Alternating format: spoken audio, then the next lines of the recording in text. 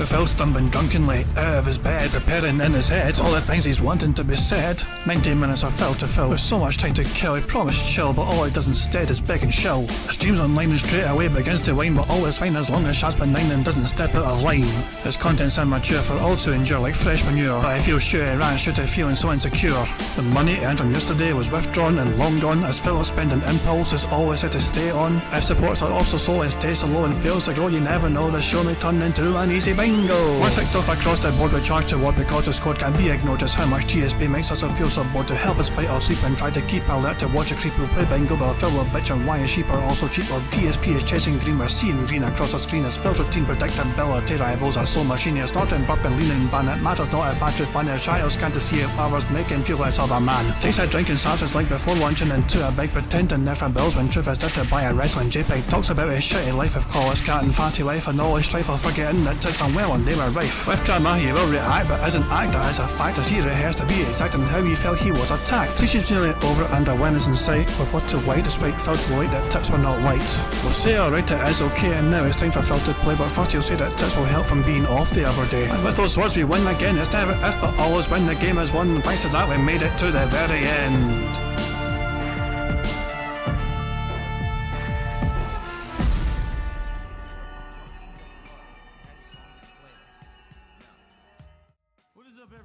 Hey guys, King Jad here, and welcome to DSP Bingo for it is today, Wednesday, the 6th of March 2024.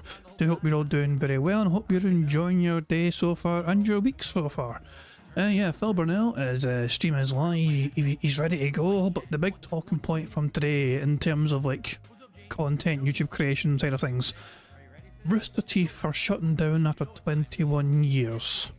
So DSP has outlasted yet another one. There we go.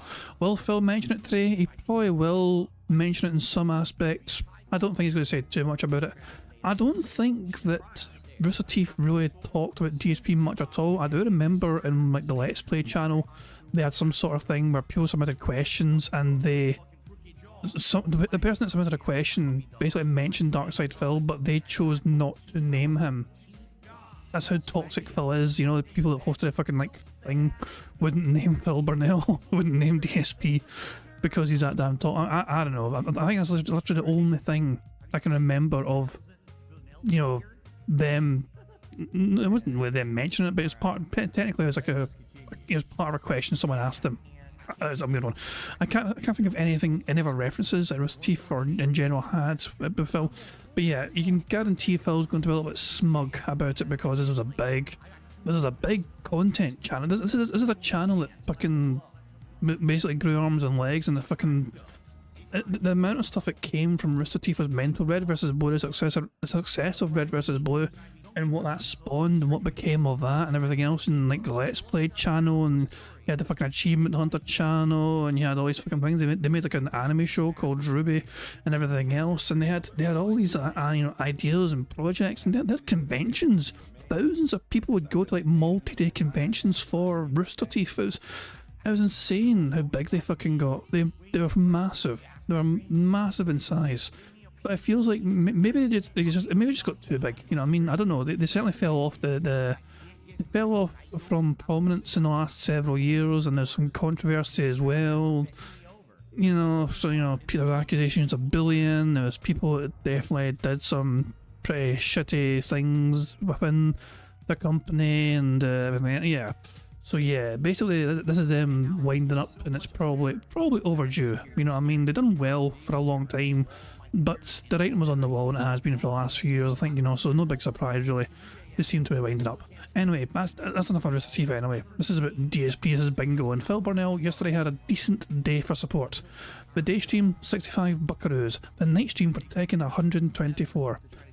Phil Burnell finally, just barely by the skin of his teeth, made it to the purple rank. Phil Burnell made it to the top 45 percentile of gamers in Tekken. That's right, the top 45% of fighting game players in Tekken are in purple. So Phil will be very proud of himself for making it. You know, he's barely above average now in Tekken 8. As soon as he got to purple, he quit. And yeah, it's very possible the next time he plays Tekken, and if he loses, he might get relegated back down to red. That would be quite fucking funny if it happens. I've not actually seen this. I was going to show you the compilation that Memoji made. DSP goes off on opponents and viewers alike, banning pervs in chat. Night of the Spammers Tekken 8. It's an 17.5 minute long video. I've not seen it yet. As I said, I've not seen anything from Phil last night. I was going to play at 1.25 speed. While we wait for Phil to, you know, go live with whatever shit he's doing. I might just leave this on pause. I'm just going to leave this on pause. If Phil's going live, if we can catch up with him. Let's check out Phil's fighting game coverage from last night, as clipped by Memoji. 16,500 views after 11 hours. So big ups to DSP Tries Memoji for managing to get a whole bunch of views on DSP's content. It could have been your views, Phil. These could have been your views if only you took better care of your content. How are they hitting it right there? That's what I don't know. Yeah. That's the one thing I don't know. Zero, seriously, can you stop? You're already... I don't even care. No one cares. Can you shut up? Nobody fucking cares. Stop that shit. I mean it. Like, he's like, oh, there's dumb shit going around Twitter from a dumb podcast. I don't want to bring it up, but it's true. No one cares. No one cares about any drama. I don't even know what you're talking about. I don't care. I don't care about any fucking drama at all. I don't want to hear about it. I don't care about it. I have nothing to do with it. Zero says, I'm not just talking to you. Zero, you're in my chat. You understand that, right? And please direct your attention to the posted comment, everybody. Please understand that there has been malicious actions against the channel as of late. It's probably going to keep happening. There's nothing I can do to stop it. It's out of my control. But stupid fucking trolls, man. I have condemned it publicly. I have nothing to do with it. And I'm not going to talk about it, and you shouldn't either. If you see ridiculous stuff happening tonight with bots and shit, just ignore it. And that way people don't get their attention that they're seeking. Okay? Cool. Watch it be an oddball character I'm not used to. Spank me with stuff I've never seen. Get ready for the next battle. Oh, dude. Lily. Online Lily is ridiculous. She's so powerful with those kicks that stay out there forever, man. Round one. Fight.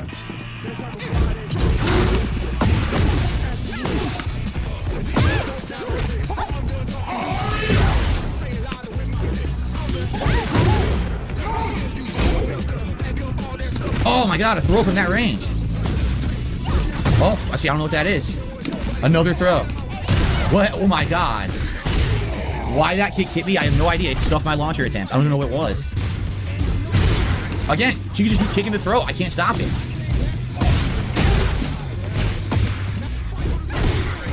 I don't know what to do. All this stuff stuffs me. Look at my health. She's hit me twice. She's literally hit me twice the whole fucking round.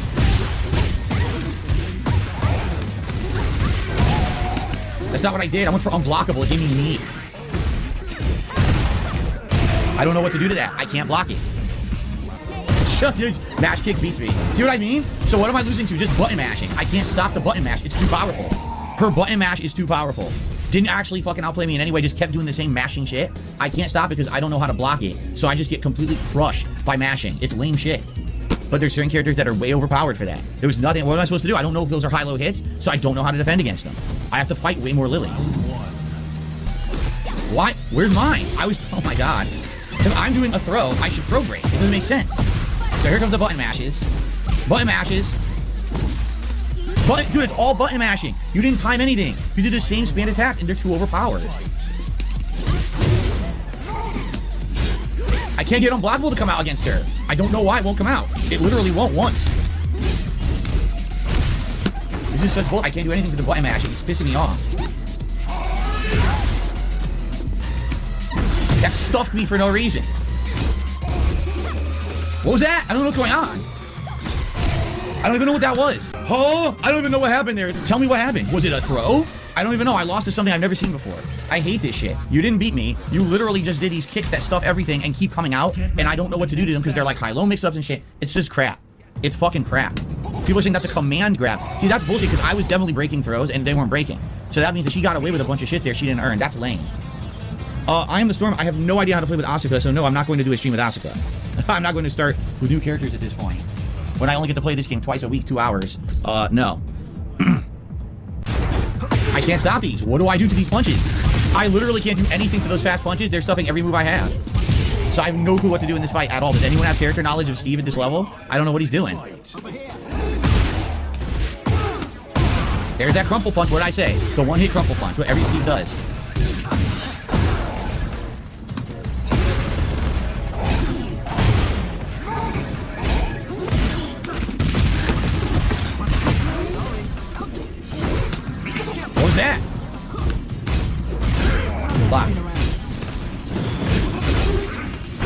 Oh. Narrowly holding on because I don't know what to do against the fast punches. Fight.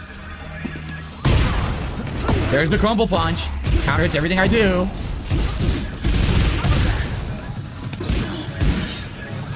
Couldn't do anything there.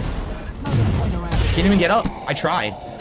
So I zero character knowledge about what's going on, and I don't know what to do to stop the fast punches. They stop everything I do. They stop every move I throw out. I have nothing fast enough to stop them. They just completely just crowd me. So I have no clue what to do.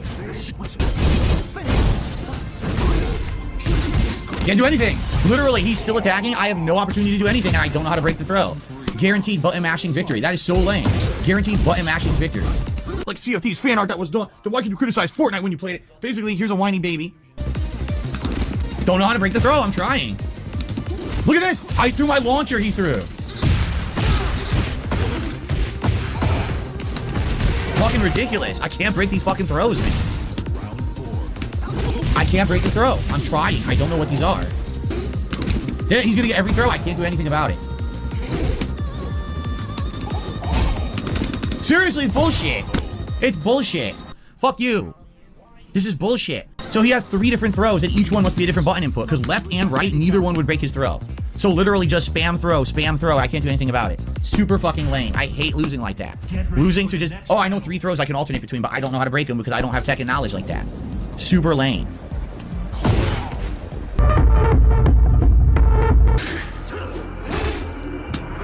Wow. What do I do?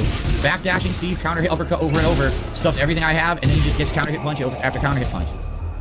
No idea how to beat it. Don't know what to do. Punch, punch, uppercut. Can't stop the combo. What do I do? Free hits, free hits, free hits, free hits. I tried to break it with 1 and 2. He gets the throw anyway. Doesn't work. Round 4. Fight.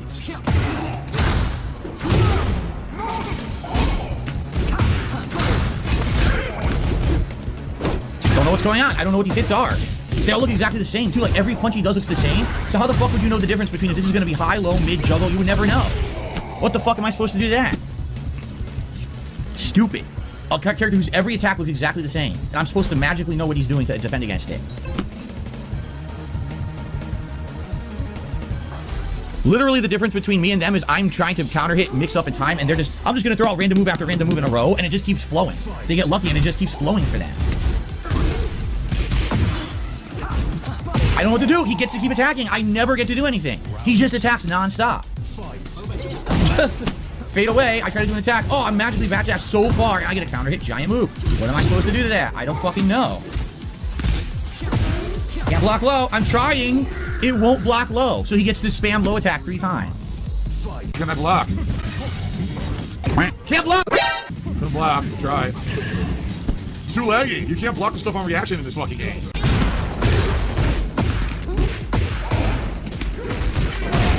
The spamming is ridiculous. Once he gets that the throw combo in there, the spam over and over. I can't. Look, here it comes. I can just do punch, punch, punch, punch, punch, punch, punch. Now I'm gonna do punch, punch, punch, punch, punch. Wow, you're so good. Punch, punch, punch, punch, punch, punch. Look, what the fuck do you want me to do? His punches never stop. There's not even a hole in the punching. It's literally non-stop punching. How the fuck do you expect me to stop that? I'm not a fast character, and I have 1 super armor move. Get ready for the next Look, it's so crazy in punches. I'm just gonna keep punch. Well, I don't play Tekken non-stop. I don't recognize the hits, so I can't block them. So I guess I just lose, right? I guess that's what you're supposed to do. You're just supposed to lose. I really do feel like with Tekken, that is the case. Unless you play the shit out of the game and you know every single character, you're fucked. It's not like there's fundamentals that are going to carry you through. You need to know this shit, because any spammable character like that will just destroy you. But what the fuck did I just do wrong? I don't know. He literally threw 17 different punches at me at once. I don't know any of them fucking worked, so I couldn't block them all. You know, like, what the fuck, dude? Absolutely ridiculous nonsense.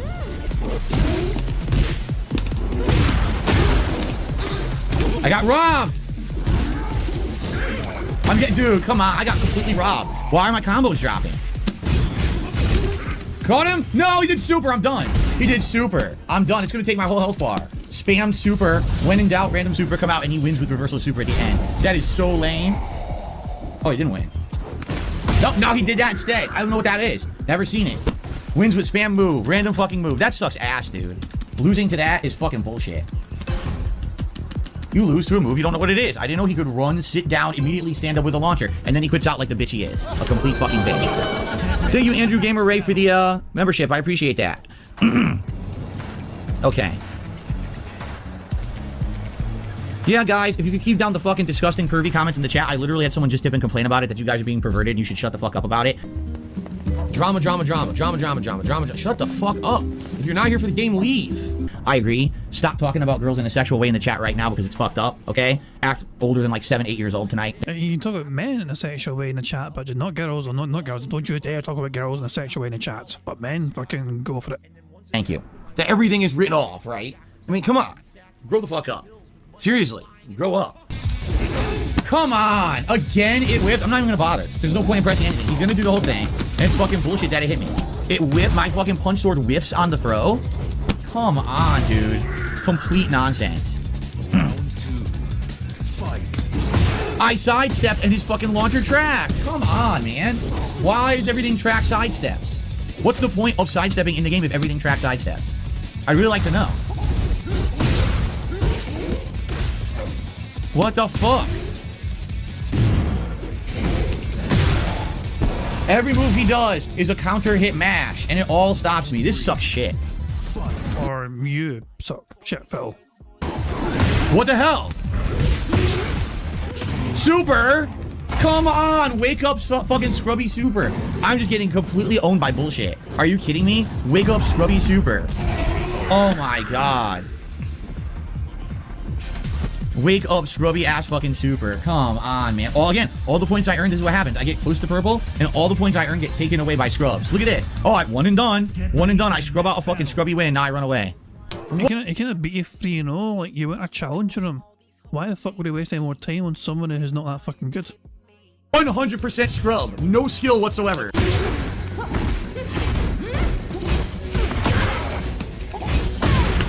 Got her. Fuck this laggy bullshit. Jesus Christ. This is Phil's promotion match.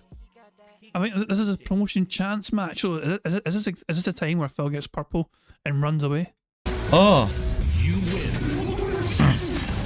I did it. I did it. I got to purple. All right.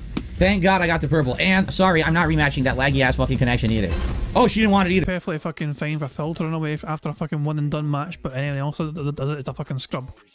So there you go. I got to purple with fucking Yoshimitsu. Oh, what am I called? A mighty ruler? Mighty ruler. Oi, oi, oi.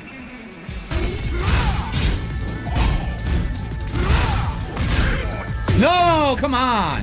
So he did keep playing after all when he got to purple. I thought he quit straight away, but this is Phil apparently still playing when he was in purple. I can't get out of the wall. Look, I can't get out of the fucking wall. Jesus Christ, the game would never let me get off the wall. Come on. 100% bullshit. 100%. You know, outplay me. The fucking game caught me in the wall and wouldn't let me get up. Come on. Super lucky lame bullshit. Super lucky bullshit. More lucky bullshit. Just keep pressing buttons.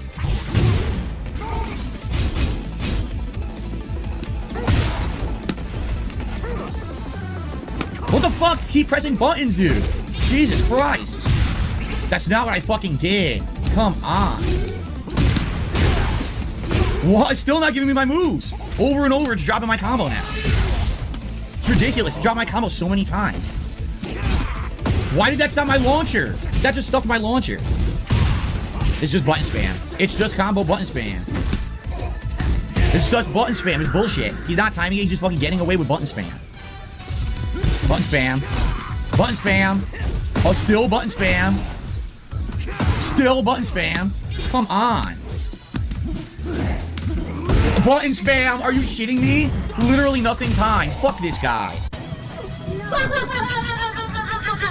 Let's head into the volcano. Instant death.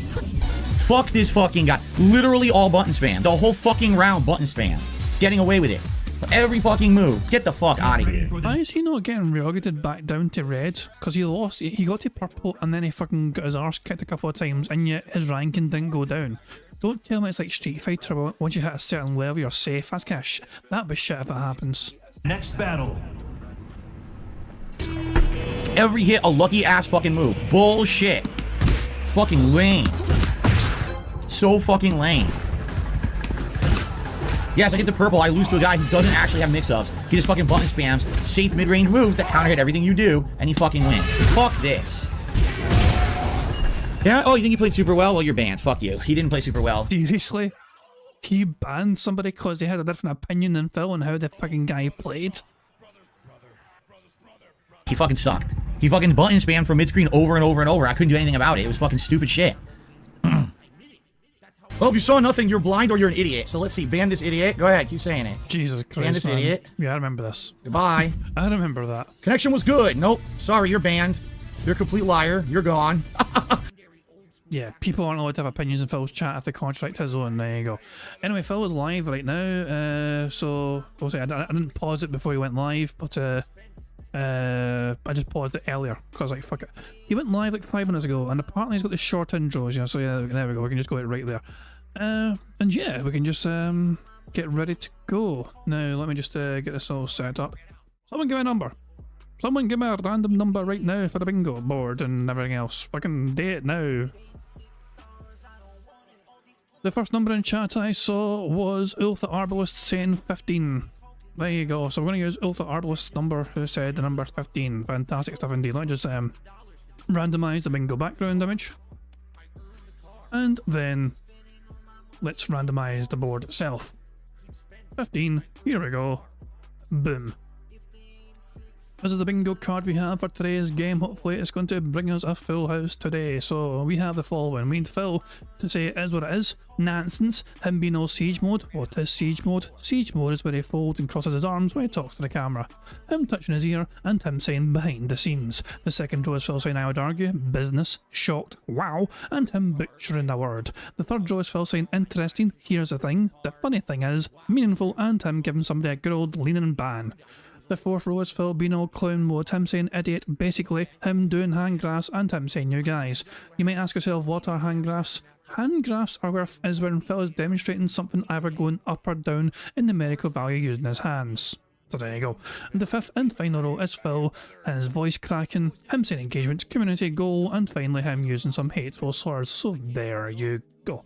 That's the bingo card we have for today's shenanigans, and hopefully Ulf the Arbalist has picked a good one. If not, we can all point and say, "Hoy, you picked a shite card, yeah bam," later on.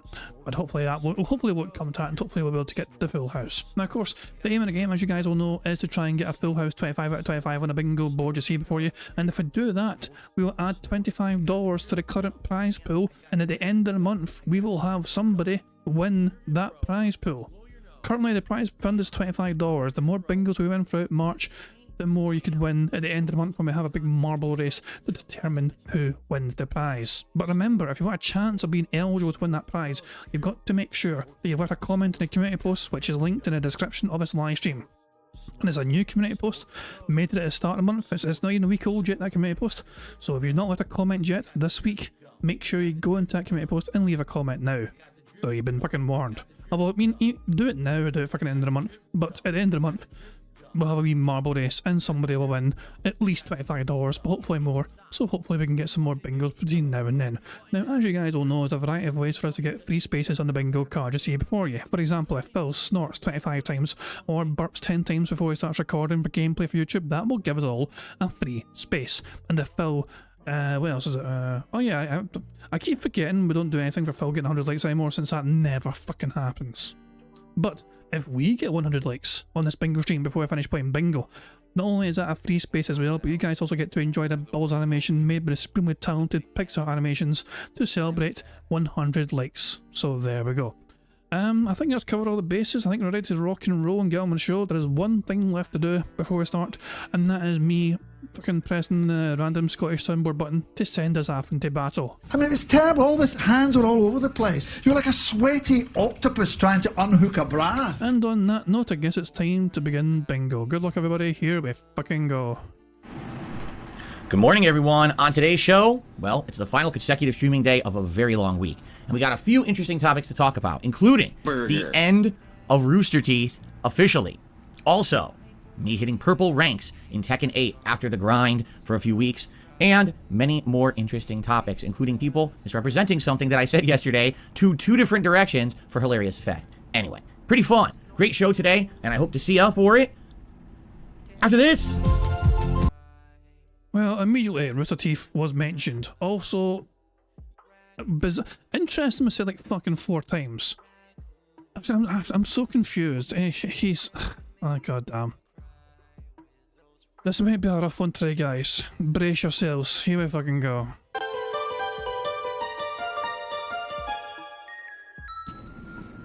Alrighty, everybody. Welcome to the show. Today is Wednesday, the 6th of March, 2024. My final day of the week. Tomorrow I got my day off, finally. Man, I need it. Although it's not going to be much of a day off. I've got a ridiculous amount of stuff to do tomorrow. All backed up, so it is what it is. But, wow. Yes, I am excited for today. Because today is RPG Day. A double RPG Day, that is. Continuing on with both Baldur's Gate 3 and Like a Dragon Infinite Wealth. I'm excited for both streams. We got a fun podcast today talking about various different topics. Good stuff. Good stuff all around. It should be a solid day here to end the week. And so, where do we begin? How about we begin with yesterday's podcast when early on in the show, I basically opened the show talking a little bit about an updated thought on the documentary that I was in the works with Mike Klum to make over the course of this year, and that I decided against in January. And I really... what happened? Did fucking Phil... Did somebody tell Mike Klum that Phil said something and Phil's trying to defend himself now? Let's see what's going on. Let's just see what happens. But I have a feeling he's about to try and backtrack on some of his comments he made yesterday regarding not only Mike Klum but fucking EDP. Really haven't said that much about it since then because once it was done and canceled, there was really nothing else to say. But over the last few days, people have been coming into the chat here during my streams and talking about, oh, did you hear that Mike Klum is doing a documentary on this other guy, EDP, and what are your thoughts on that? And man, you really dodged a bullet. I really don't need to rehash what I said yesterday because it's all there in the show. You can watch it. I talked about it for like a good 20 minutes. In summary, I felt like I did dodge a bullet. Like, it seems like Mike, in the content that he's making right now, is catered in a direction towards this lolcow style content or people who are, you know, really in a situation where, like, it's their last desperate attempt to get someone to care about them on the internet, and that's what his documentaries are. Correct? I mean, let's be honest. It was a Boogie like that. I mean, it was called The Sad Life, Dark Life of Boogie, and now you've got EDP, who everyone on the internet has hated on for, I guess, being caught out, a catfished, i.e., to expose that apparently the guy was involved with pedophilia. Again, I don't know because I don't follow this stuff. I have no idea. I only know what I hear or what people tell me, okay? So, i.e., me being wrapped up in that kind of content is not beneficial for me, myself, or my brand, or my content, or my viewers, or anyone, right? Let's be honest. Even if my documentary would not have been like that, it still wouldn't have made sense because then it's like you still get associated with it, correct? So, pretty much that's all I said yesterday, you know, about that. And apparently, I've been misrepresented in 2 different ways. So one group is saying, oh, did you hear how Phil is totally condemning, like, Mike Klum and EDP and all of this? Like, basically, he's, like, shitting all over them. I don't realize that happened. I don't remember that. I was here in this chair yesterday. Said it was morally reprehensible for them to fucking be eating Big Macs. Like... them being big fat boys themselves, stuffing their faces with donuts and Big Macs, you said that was like morally reprehensible. And I was like, my immediate comeback to what that was, do you not think the same thing when you stare at your wife stuffing her face full of food? That didn't happen on the show. Yet people are saying that, right? And it's like, okay, sure. Sure I did, right? On the other side of it, people are saying I defended EDP. Really? So by me coming on my own show and saying, it doesn't make sense for me to do a documentary with Mike Klum because he's associating himself with people like EDP, that was defending EDP. Maybe in some weird parallel universe where, right... Okay, before you continue, Phil, you said he got framed. The way you said it and phrased it, it sounded like you're defending what happened to EDP because he got framed. Because he got caught trying to fucking meet up with fucking underage fucking... Well, for God's sake, Phil. Your wording was awful. You've got to acknowledge this, Phil. It came across as you trying to defend EDP. It literally came across that way. Now, whether you intended it to be that way or not is a moot point. What you said, it sounded like you were defending them.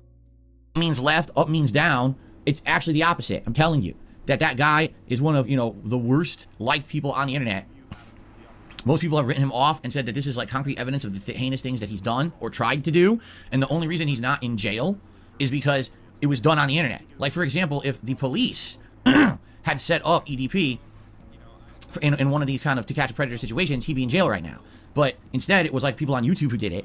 So they got some YouTube views out of it, but it wasn't like able to be evidence for court or whatever. And so he's still out, you know, but definitely he's caught out doing this stuff, right? At least, again, this is what I'm to understand from what I've been told. I don't have any evidence sitting in front of me. I don't have any documentary that I've watched. This is what I've heard. This is like what people talk about on the internet, right?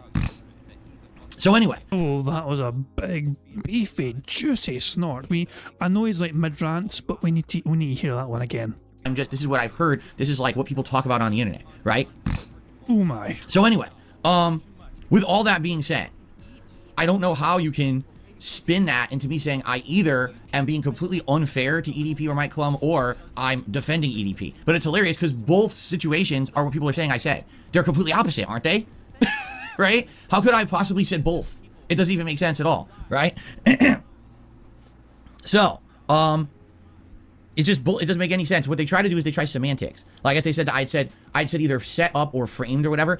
You definitely said that, Phil. You fucking used the word framed. You said that EDP was framed. Awful phrasing. Basically, he was caught. You know, people set him up, yes, to try and catch him doing something horrible, and he willingly went ahead to try and do something horrible, and if it wasn't a... Oh my god, Phil. Your language is goddamn awful. Is this you just realising it now? I should have said was like To Catch a Predator. That's what I should have said. To Catch a Predator is a setup. They're setting you up to think that it's a situation that it's not. You show up and you get caught out for these heinous actions you were intending to perform, correct? So maybe if I worded it better, it doesn't matter. You know what I said. If you were here and you actually watched the show in context, you know exactly what I'm saying. But that's the problem with the people on the internet who don't like me. They literally take this stuff out of context, then say I meant this when I never meant to say that. Obviously, you know, they're full of shit. So anyway, I just find it's funny that these idiots literally spin it two different ways that couldn't possibly both be true because they contradict each other. But you know my stance now, right, everybody? You understand it now? Okay? Yeah, we understand perfectly. You think EDP is framed, and yeah, also leave Derek alone. Like, I'm not going to be doing a documentary regardless because I'm too busy to do it. My life is too hectic, and right now I wouldn't be able to do it properly. That's number one. Number two, I feel like a documentary is something you do when it's your last chance or your last desperate attempt. I'm not in that situation whatsoever. I have a successful business and a positive viewer base. I'm not in a situation where I have to make drama to get views and or be known on the internet. That's a good thing, okay? And yes, up front, I'm saying it publicly to the world, I'm not going to be involved in a line of documentaries that are involving people that literally have nothing to do with me or my life situation, because then you get an association with it, okay? Boogie was one thing, but now EDP, now it's like, yikes. So unless there's more stuff coming from Mike Klum that's nothing to do with that lolcow shit, then I don't want to do a documentary like that. You understand? Maybe there will be for different stuff in the future. I don't know. But as of where I'm seeing that going, I have zero interest in doing anything like that, all right? In fact, like I said, I dodged a bullet because I didn't know what was going to happen with other work that Mike Klum was doing and stuff like that. Now, let's say we were doing the documentary and then it comes out he's doing an EDP documentary. Now, everyone will be like, oh, so now DSP's associated with EDP, you see? So I do feel like I dodged a bullet, just being honest, okay? So there you go. That's my final stance on it. And I have nothing else to say about it because there is nothing else to say about it. I don't know. I don't care. I'm not involved, okay? Fair enough? So don't listen to the nonsense. I literally didn't say either thing that morons on the internet are saying I said. Just watch the show from yesterday and you'll see in context the whole discussion. Fair enough. Okay, outside of that yesterday, it was a great streaming day. I made major progress in Final Fantasy VII Rebirth, where we went to the whole next story area, including the big boss fight against the, I think it was used to be called, like, the Midgar something serpent. Now it's called the Midgar Zarmarer or whatever. It's weird because in the original Final Fantasy VII, you don't fight it at first. If you do, it kicks your ass. You're supposed to come back later with the enemy skill materia, and then you can learn a really powerful enemy skill from it, and then you can beat it later when you're more powerful. But it's weird. They've combined like 2 time points in Final Fantasy VII into one, and it makes it really confusing. Like, I don't want to spoil for those who haven't played it, so I'm not going to tell you what happens, but basically it looks like they combined 2 completely different things into one. So check out my gameplay from yesterday to see what I'm talking about. Then we got into a whole new area just outside of the town of Junin. Junin is like the dockside city with the port and everything, where there's tons of content in the original Final Fantasy VII. Well, this is another big area that you can explore, open world. So we've begun with that, and it was really fun. So great stream yesterday. I hope you'll check out the content if you haven't yet. It's a really good progress in the game. Last night was really cool, and here's why. After me grinding, essentially, with Yoshimitsu in Tekken 8 for, what, some 3 weeks, I hit purple ranks with him. So I want to make sure everyone's clear on what purple rank means. Purple ranks are the top 45% of gamers playing Tekken. Phil has made it to the barely above average rank. The top 45% of all Tekken online fighting game players are in purple. Phil made it to the promised land of being barely above average. Well done, young Phil. Now, for those who don't know, just like with Street Fighter 6, there's separate ranks in ranked matches for Tekken. You start down, I want to say you start at like gray, and then it goes to like light blue, green, yellow, orange, red, and then purple, okay? And there's still more above that. There's blue, like dark blue, and then gold, which is like the top level. And then if you're like one of the best in the world, you get one of those super premier exclusive titles that you can't get unless you're like #1 or something like that, right? So, in perspective here, what I hit last night with Yoshimitsu would be the equivalent of, say, getting like low to mid-level diamond in Street Fighter 6, okay? Not master rank yet. Master rank, I would argue, would probably be around like mid-level blue to gold, okay? But I'm like one tier below that. Oh, you fucking know. You're like fucking, like, you're like plat or diamond, low diamond. So it's like I don't know. Like Baron von Cam says, I'd say plat or gold. You know, any prominent Tekken players out there want to try and compare what the beginning of purple is compared to Street Fighter, ranking wise. Phil thinks he's like, oh, I'm fucking nearly master. Even though there's like 7 more colours fucking in between him and getting to like gold. Oh Jesus, what the fuck, man? Like, yeah. So Baron's saying I'm assuming the average player is gold, silver. He's definitely like gold or plat. If I can go. I don't know. I don't play these fighting games, so I'm not too clued up on it, you know what I mean? But the fact of the matter is, according to the comments I've seen on my streams and videos, Phil is celebrating being in the top 45%. Which it doesn't sound very fucking impressive. And that's pretty good. Because, again, as I keep explaining to you guys, which a lot of people don't seem to understand, I don't really have a competitive background nor a lot of competitive knowledge when it comes to Tekken. I've played the series over the years. I know basics like Paul Phoenix. You saw on day 1, I jumped in with Paul and I got a big win streak, right? But outside of that, I don't have that level of experience. And so for me to have jumped into a different fighting game franchise other than Street Fighter, and within a month of the game coming out, essentially getting to pretty good rankings with a character is pretty big of an accomplishment for me. And a lot of people have even said that this game is harder than Street Fighter. I agree with that, actually. And a lot of people are also saying that even YouTubers who play Tekken are having an issue getting out of red into purple. A lot of them kind of hang around high red, low purple, and they juggle back and forth. Name me one fucking person that's had an issue. Has Maximilian Dude? Has Justin Wong? Has name me. I want names, motherfucker. Name and shame, Phil. But they have a hard time hitting it. So it's an accomplishment for me. All right. Again, someone who I felt like at one point any attempt to get good at fighting games was in my past. I hear the landscapers outside. I'm gonna have to close the window in a second. But yeah, like I really felt that way. First of all, I'm in my 40s. You know what I mean? Like I played competitive Street Fighter at a high level in my early to mid 20s. And what? Christ almighty, please can we get a fill as quickly so we can just fuck off home. I'm fucking fed up with him already, I really am. I'm going 1.5. I'm going 1.5, I don't fucking care. I'm fed up with a fucking bullshit annoying Tekken talk. And then I basically tapped out, you know what I mean? Like I said, forget this. Did I play Street Fighter after that? Yeah, for YouTube, dicking around, playing, you know, Madness series, picking each random character, and essentially just messing around, doing sets, swearing at the TV, swearing at the people on the other end of the internet for fun.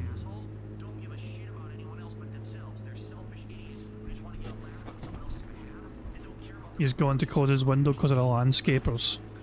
Oh, it got so much brighter because he opened his window, but the blinds, and now it's dark here.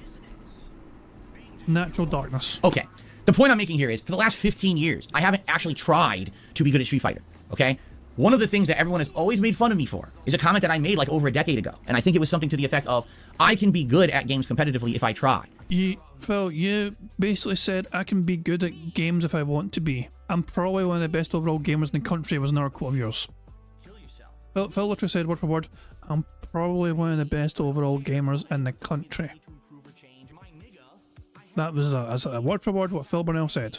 Back in like fucking 2012, 13, 14, something like that, I don't know. Like any game I could pick up and play at a competitive level if I actually dedicated myself to it. Now, a lot of people made fun of me for that and said, ha, yeah, like Phil's gonna play League of Legends competitively, Phil's gonna play Call of Duty competitively or whatever. But it's funny because over the years, if you watch my gameplay, right, take a look at Call of Duty. There's actually been years where I play it quite a bit and I'm actually good at it. When I play it, I'm dominating, I'm always at the top of the... Compared to fucking who? If you're playing randomers on fucking online. Like, we've all had a fucking good fucking kill streak in Call of Duty. It's no big fucking deal. It's not something to fucking, like, fucking... you know, brag to your fucking mum and dad about, you know, it's, so what? Leaderboards, I'm the one with the crazy kill streaks and everything, right? And people are like, where does this come from? Because all I've ever heard is that Phil sucks at video games, so how is he good at Call of Duty like this?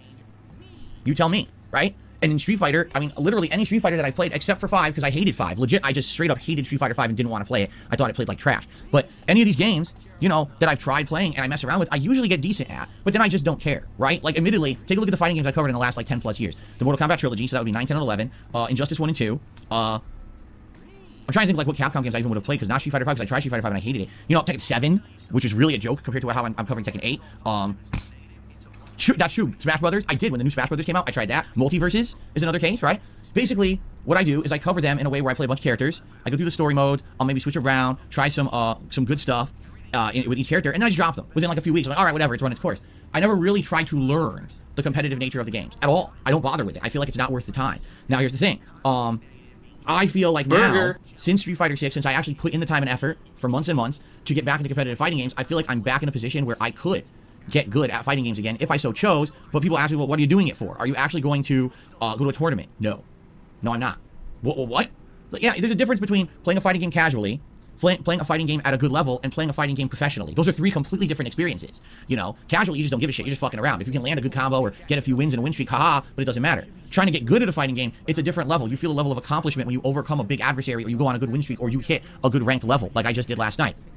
But absolutely not am I going to go to pro level or anything like that. I don't care about it enough. If I did, do you have any idea the amount of investment it takes? Take a look at the pro players out there who are doing the best. They're signed to teams. A lot of them have sponsors paying their way to travel to do this. They are constantly playing the game. Some of them have a minimum of 5 hours a day. They're going to every tournament, every online competition. That's how you play these games at a high level, right? Not by just dicking around casually online a couple hours a week. You're not going to do that, right? I'm just not into that. My life is very different. I enjoy being a variety style content creator here on YouTube. I want nothing to do with the professional grind. I know what it's like. I've been there. You know what I'm saying? Like, I've actually been there. In that. Never had sponsors at tournaments, Phil. You're fucking basically a one-man show with fucking John Rambo carrying things for you because you're a bad fucking back. You went around to fucking like these tournaments. You weren't that fucking good. The one time you got fucking 4th place because people fucking boycotted the fucking tournament. And you still don't. I will maintain. I always mock Phil for the fucking 4th place thing, but the fact of the matter is, though, he still had to fucking get it. Even though people boycotted the tournament, even though people said we're not fucking doing this, whatever, Phil still turned up. He learned the game. He learned the version of the fucking game. He worked hard to get 4th place, and he got it. You can only beat who's in front of you. The old saying, you know what I mean? You can only win, you know, against, you know, battles. But you know, so he got 4th place, well into that. Even though it was boycotted by all the major players or whatever, he still managed to get 4th place, well done. He never built on top of that though. Like, he never... That was basically his peak when it came to fucking being a pro. Nothing comes close to that. His best ever accomplishments happened when all the fucking major players weren't playing. You know, it's... Yeah, that's it. And that's what he hangs his fucking hat on. That lifestyle. Back in the 2000s, I was traveling around for competitive Street Fighter and everything, and dude, I do not envy that lifestyle. It is very draining, it is very stressful, it is time consuming, and it is definitely, if you ever heard the term grind, that's like your life is a grind. Your whole life is just a grind to hopefully finally make it, get enough wins that you're notable, that people talk about you, that people want to see you play. You know what I'm saying? Nope. So. Anybody care what this guy thinks? No, I have no intention of being competitive in that regard, but to actually be able to play fighting games at the level I'm playing them is pretty cool. Like, I feel good about this. Playing Tekken. And... Alright, we're starting with Yoshimitsu, and when I start a fight, I feel comfortable at the beginning of the fight. I know kind of... So, I'm going to say this as well, okay? I'm mocking Phil for being proud of fucking being, like, you know, I'm in the top 45% now. He is legitimately enjoying the game. For Phil Burnell, that's kind of rare. Even though it doesn't sound like he's fucking enjoying the game, when you see these compilations by Emoji, he's fucking raging and people button mashing and all that shit. He seems to actually be enjoying himself playing the fucking game, which for Phil Burnell these days is a rare fucking thing. So fair play to you, Phil, for actually enjoying a game for once, you know, because usually you just fucking hate these games and you think of them all as a grind.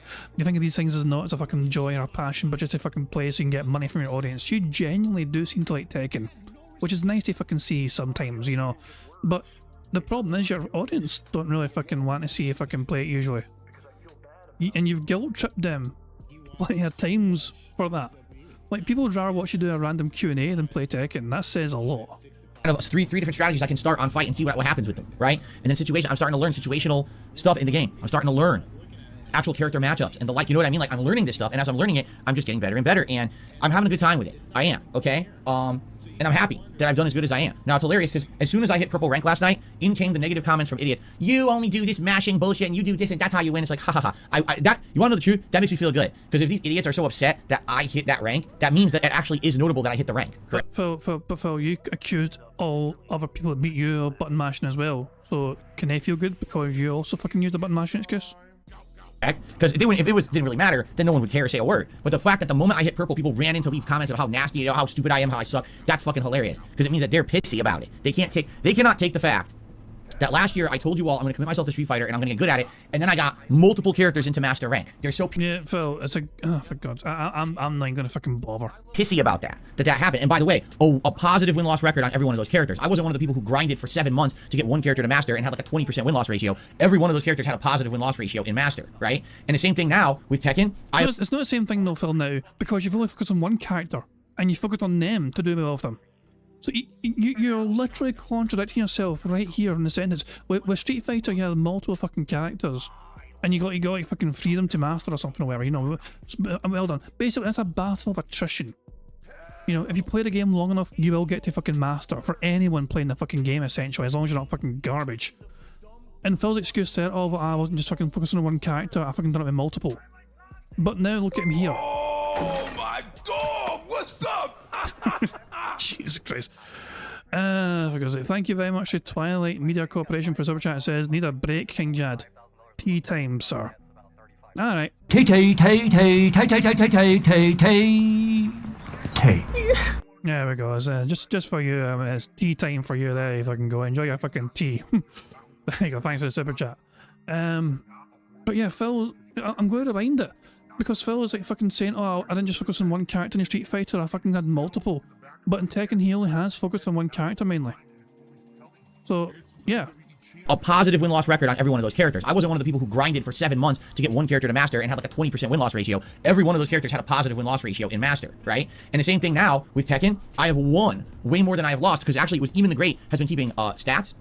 And if you take a look at my statistics, with Yoshimitsu particularly, I think I only had, out of all the nights I've played, 2 nights were losing nights, meaning I lost more than I won. But every other night, I have won way more than I've lost. Like last night, and we're talking high-level red, and then these purple matches that I was having, I won 66% of the time. That's a great ratio. If you're winning 2/3 of the time in anything in life, you're winning. That's great. So I'm actually pleased with how things are going. It's not, oh, Phil is lucky and stumbled into these ranks. I'm actually getting good at the games and getting positive win-loss ratios and doing well, and that's excellent. Now, the one thing that does disappoint me, all right? I'm going to be honest, this disappoints me. It doesn't seem like the viewership is along for the ride. What do I mean by that? I am not getting the amount of any attention or engagement like I did with Street Fighter 6 with Tekken. I'm not. Phil's engagement. So there we go. Burger. 5 in a row. That's concerning. Also, Phil, you got $124 playing Tekken last night. And you're complaining about engagement when you got to wear a hat playing Tekken. I don't know why you're complaining about engagement in that regard today, because you've done quite well for support, which is rare for Tekken streams. But Phil, doesn't those numbers and metrics tell you something about what your audience want to fucking see?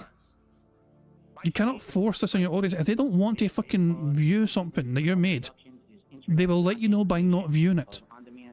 This is a clear message to you, Phil, of what your audience do and do not want to see. I'm saying that I'm not grateful. Last night the support was outstanding. The stream was well supported. But when I was playing Street Fighter 6, dude, people were there all the time. The viewership was high. The views on YouTube were high for the videos. That's why I was able to play Street Fighter 6 for 7+ months as a featured stream, right? Right now with Tekken 8, I'm only playing it twice a week as a late night stream, so like 2.5 hours each night, and that's about the most I can do. It doesn't even really work as a daytime stream. You know, people just don't seem as engaged for that reason. So yeah, like for me, it is disappointing. I wonder why. You know, I wonder why people like Street Fighter 6 so much better. Do you want, because people now are asking me questions like, which game do you think is better? Yeah, that's a really tough question. I think both of them have outstanding graphics. Both of them have great controls. Both of them have really great, you know, systems in place. If Street Fighter 5, if you said Street Fighter 5 versus Tekken, I would have said Tekken. But now I think both games are complex enough with their engines and stuff going on, and have enough going on in them that they're just really good. It's hard for me to actually pick. Really, it's hard for me to actually pick. I think they're both really good. So yeah, it's a hard choice for me because I like both a lot. But the viewers definitely have chose Street Fighter 6. Like when it comes to me playing fighting games, Street Fighter 6 is the game that more people came out for, more people were excited for. And even now, I'm getting good at Tekken. I hit purple rank. People are like, so when you go back to Street Fighter 6, are you gonna play with Ed? No. I've been saying it for 2 or 3 weeks. No, I'm not doing that. I have no desire to drop Tekken and now go back to Street Fighter 6 just because a DLC character came out. No, maybe down the line. But Tekken 8 is very exciting to me right now, and I want to keep going. I mean, what's my next goal? I want to hit blue. I want to get to blue with Yoshimitsu because that's kind of where people consider master rank. You know, so I definitely want to keep going. And I hope that people, again, will be along for the ride. I was very happy and pleased last night when people actually were very supportive of me hitting purple. I couldn't believe it. I was like, wow, that's really nice of people to actually support like that. We hadn't seen that level of support for Tekken in a long time, you know? Guilt tripping much? But anyway, thank you for being along for this journey. Again, in my 40s, about to hit 42 years of age in a month, actually. Wow, 1 month from today is actually my 42nd birthday. I didn't even realize that. Who fucking cares? And I'm actually doing better at fighting games now than I ever have before, with the exception being the mid-2000s when I was doing so well at Super Street Fighter 2 Turbo. I would argue that was the highest level of competition I've ever had when I was winning tournaments and stuff in Super Turbo. But outside of that, now is the best I've ever been. And I'm old. I have bad reaction time, right? And I'm still doing well. That's pretty crazy. So anyway, I certainly hope that you guys are enjoying this stuff, and I'm going to keep with it, stick with it, and try to get my Yoshimitsu to blue. I don't know if it'll happen. What very well may happen is I'm going to hit a wall where, because I only play the game a couple times a week, I just don't have enough knowledge to win anymore. I'll win a few, then lose a few, then win a few, and lose a few, and never be able to proceed, because people are going to have these advanced tactics and strategies that I'm not going to understand. You know, right now I'm having a lot of problems with character knowledge. Every time I fight a Kuma, I lose because the Kuma does something I didn't even know was in their moveset, because I've only fought like 3 Kumas, right? So that's what's going to keep happening, is that people are going to hit me with these moves I don't even know what they are, and then the whole round's over, like son of a bitch, right?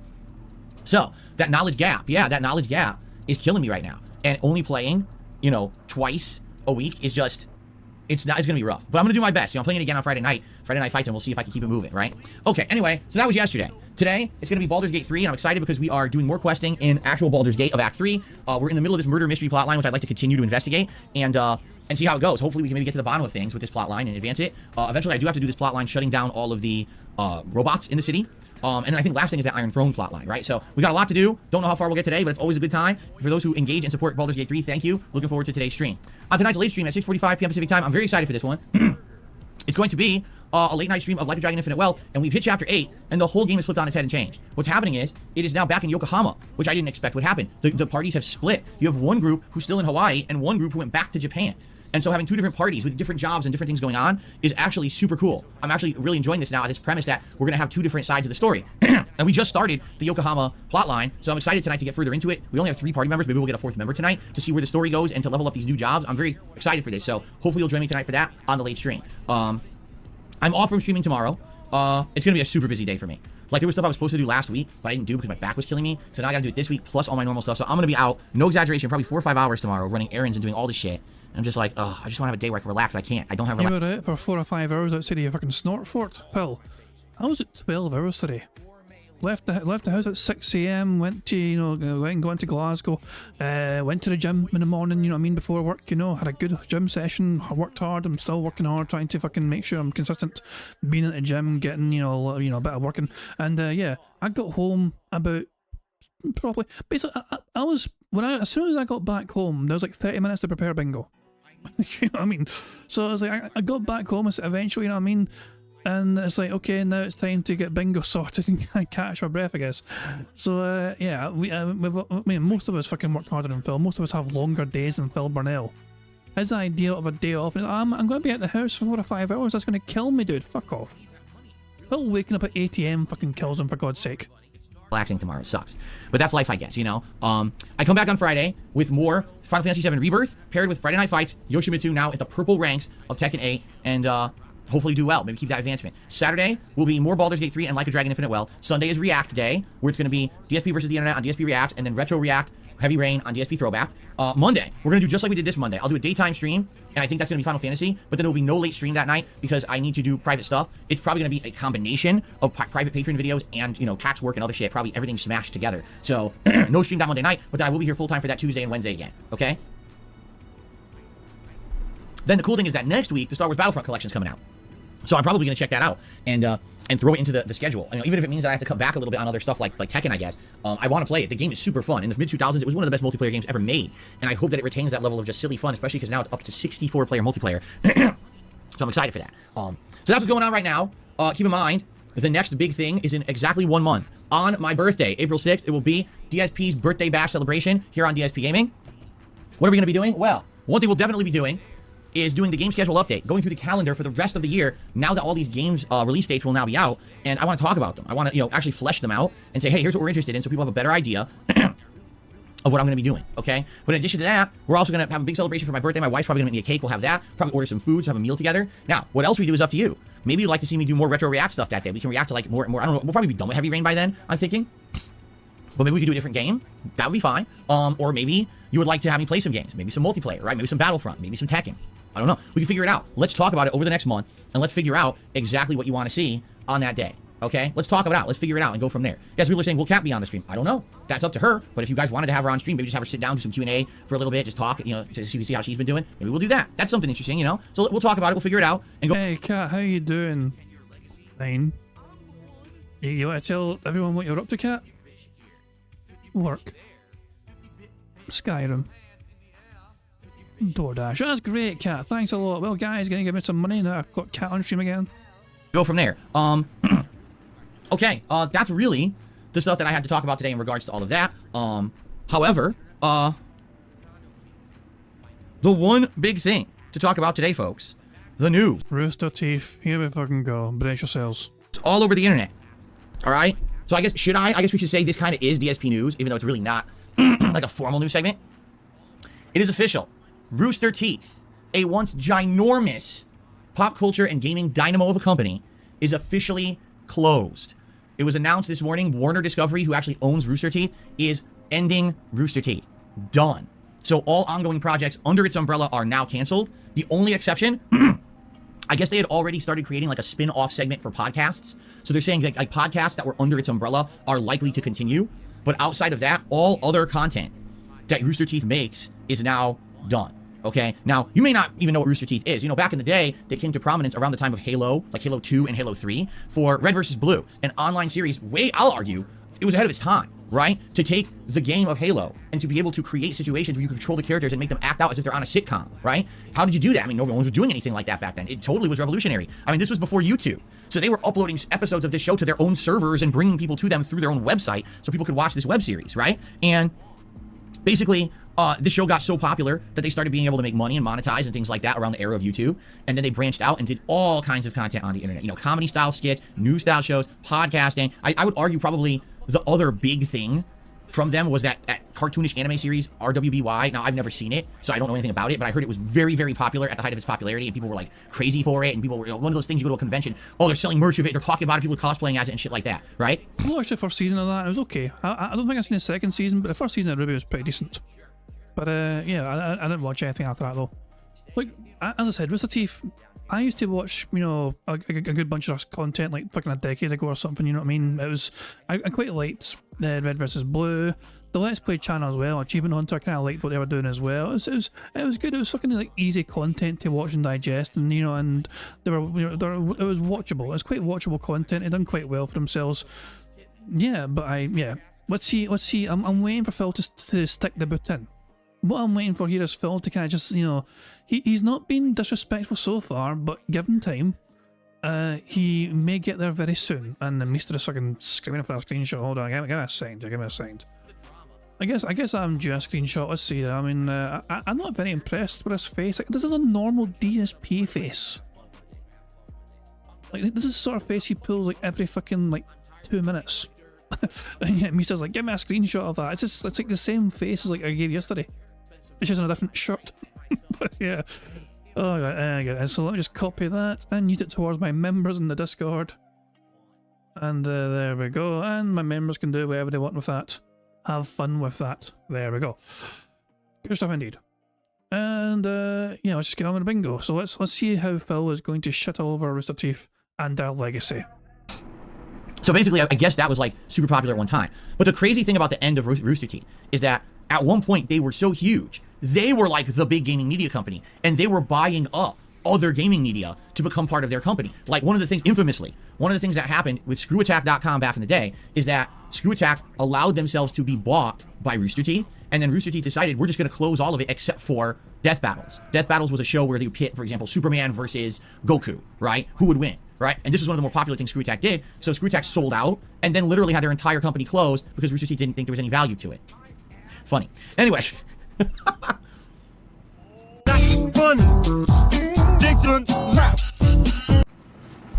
That's what I mean. Like, this was a company that was so popular and so profitable and so big, they would go around the internet and buy up podcasts, buy up entire entities of gaming related stuff and absorb them into their collective. So they were huge. And then I guess what they did is they just kind of like squandered it all, you know? And the question is like, what really happened? It's a good question because I don't know. I haven't analyzed what happened with Rooster Teeth. I see different people's opinions. For example, I see some people are saying at one point the management, like the people actually running the company from behind the scenes, were exposed for really heinous practices and awful things that they did to employees and others, and therefore because of that they lost a lot of their prominence. There was several accusations of bullying. I've heard that, yeah. And so yeah, it's one of those things where it's like, was there a bullying culture there? Apparently there was. I do know some people at the, you know, I think Gavin Free, for example, like, apologised for how he behaved back in the fucking day, you know, I think something like that anyway. You know, but things like that, you know, I mean, because I say, I don't know the full incident, so, you know, but I'm pretty sure, yeah, there was definitely some shit going on there, and I guess some people put up with it at the time, but it came out later on, oh, this actually wasn't good. A lot of their respect. I think at one point, a lot of people left the company because they felt like the company wasn't going in the direction that they wanted to be associated with. So when you lose a lot of your talent, who people like, and the talent moves on to do their own stuff, you're going to lose a lot of your viewer base. They're going to move over there, and you're left behind with the leftovers, right? So I think that's what happened is, over time, basically, people were upset with the fact that Rooster Teeth was just kind of a skeleton or a shell of its former self, where the people who really were talented or the people who were well-liked were leaving the company to go do other endeavors, and the people left behind were like the second and third stringers, and people weren't liking that as much. Yeah, so, you know, over time, things change. And this is a company, I think, they were around before YouTube, so you're probably talking like over 20 years that they were prominent and making tons of money. And you're like, 21 years, I believe, was a full kind of time span for Rooster Teeth. So 21 years, long time. Like, well, where did it all go? How the hell did they screw that up? I don't know. That would be a fascinating topic to probably like delve into. I'm absolutely sure there's probably people out there who have done documentaries on it, but now there's probably more coming because it was officially announced today that it is done. Like today, it is over. They are done. They're liquidated, done, and only some of the podcasts will continue on, but all other content coming out of Rooster Teeth has ended. And it's funny because some people are like, oh, what about Death Battle? Yeah, that's Rooster Teeth. So the one remnant of what used to be like ScrewAttack is now gone. It will not exist anymore. It's done. Went out of business, you know? So, yeah, it's weird. It is weird, for sure, to have something like that that's kind of been, you know, since the era of the internet being dominant, internet culture, gaming culture on the internet being dominant, Rooster Teeth has always been a part of that, right? And now to say that one of the originators of gaming memes, gaming content is gone is weird, you know? But I think a lot of people have said they've seen the writing on the wall for a long time when they saw the company grow too big for its own good, lose its actual direction, lose the spirit of what originally it was supposed to be, literally start buying up everyone else and smashing them into their collective brand, and then them losing their identities, right? Like it just got worse and worse and worse, to the point where every new scandal, every new thing that was exposed, every new misstep was just, oh god, it's definitely on the way out, right? So I'm wondering, usually when something like this happens, what'll happen, like Warner Discovery owns them now, which is weird. Like, well, Rooster Teeth was buying up everyone else, but now Rooster Teeth got bought. Yeah, Rooster Teeth years ago got bought by Warner Brothers, Warner Discovery or whatever. And likely what will happen is they will try to find things that are still of value and try to save them and sell them off, right? Like, for example, you remember Square Enix a few years ago decided to sell off many of their popular game lines, and now those are being published by other companies and stuff like that. Probably that's what will happen. Like, I'd be surprised if, like, someone doesn't pick up that RWBY and the rights to it, or someone doesn't pick up a show like Death Battle. I mean, it doesn't make sense. If these things still have some popularity to them, if people are still interested in spending money on them, why just end them? Or for example, I guess with that RWBY, it's first of all, it has how many seasons? Like a ton, right? You're not just gonna stop selling it. Of course not, right? Likely they're gonna find a way to keep distributing it, whether digitally or physically or whatever, so that people can keep buying it. You know what I'm saying? And then I'm assuming that they will probably have someone else make the show. That's what I... Okay, so Ira sent us up a chat, by the way. Ira sent us up a chat, but Gene Elements hasn't picked up on it. I don't know why. Ignore some super chats. I really have no clue. But thank you, Ira, for super chat. It says, Warner Brothers shut them down. Can't even skim X right. Warner... I feel like Warner Brothers... Warner in general, they're pretty bad at managing content. It reminds me, I mean, it's a different tangent altogether, but remember fucking Warner Brothers were going to make some sort of like Batgirl series? A lot of that was filmed in like Scotland, like Glasgow. Like Glasgow was a lot of the setting for a lot of these fucking scenic shots, you know what I mean? Because like, the kind of style, the kind of grid style that Glasgow has, Glasgow City Centre, you know what I mean? So they filmed a lot of it in Glasgow and it's pretty exciting, and it was ready to fucking go, the show's ready to fucking go, and then like Warner's like, yeah, you know what, nah. Just like cancelled. I was like, why? I mean, I don't know. Was it a TV show or a series? I mean, I wasn't sure if it was a movie or a TV series. I know, shit, what's his name? Fucking George of the Jungle and the Mummy actor. I can't. Brendan Fraser. Brendan Fraser was a fucking villain, I think, in it as well. And I mean, I was looking forward to kind of seeing, you know, what it would be like. But yeah, they fucking pulled the plug on it in the last fucking second. So yeah, I mean, sometimes it just happens. Sometimes just these fucking decisions get made where it's like they're pulling the plug. And sometimes you think, why give it a chance to? I don't know. But yeah, yeah, like it's one of those things where I'm still waiting for Phil to dig the boot in here. You know what I mean? I'm still waiting for it. Oh, Bjorn, don't say that. Dr. Cox's brother-in-law. Like, if you guys watch Scrubs, Brendan Fraser has a pretty amazing character in it, and it's at least it's emotional. Put it that way. I'm thinking, you know what I mean? It's pronounced Ruby. I don't even know that. I didn't even know it was pronounced Ruby. I've never seen the show. I don't even know it's pronounced Ruby. Oh, okay. So something like that, I feel like will survive. But what's sad, always what's the saddest in a situation like this, is all the people who over the years have been a part of Rooster Teeth and have put their blood, sweat, and tears into that company and tried to make it as good as it could be. And the fans who've been a huge, part of that experience for some 20 years, who now are just left in the lurch.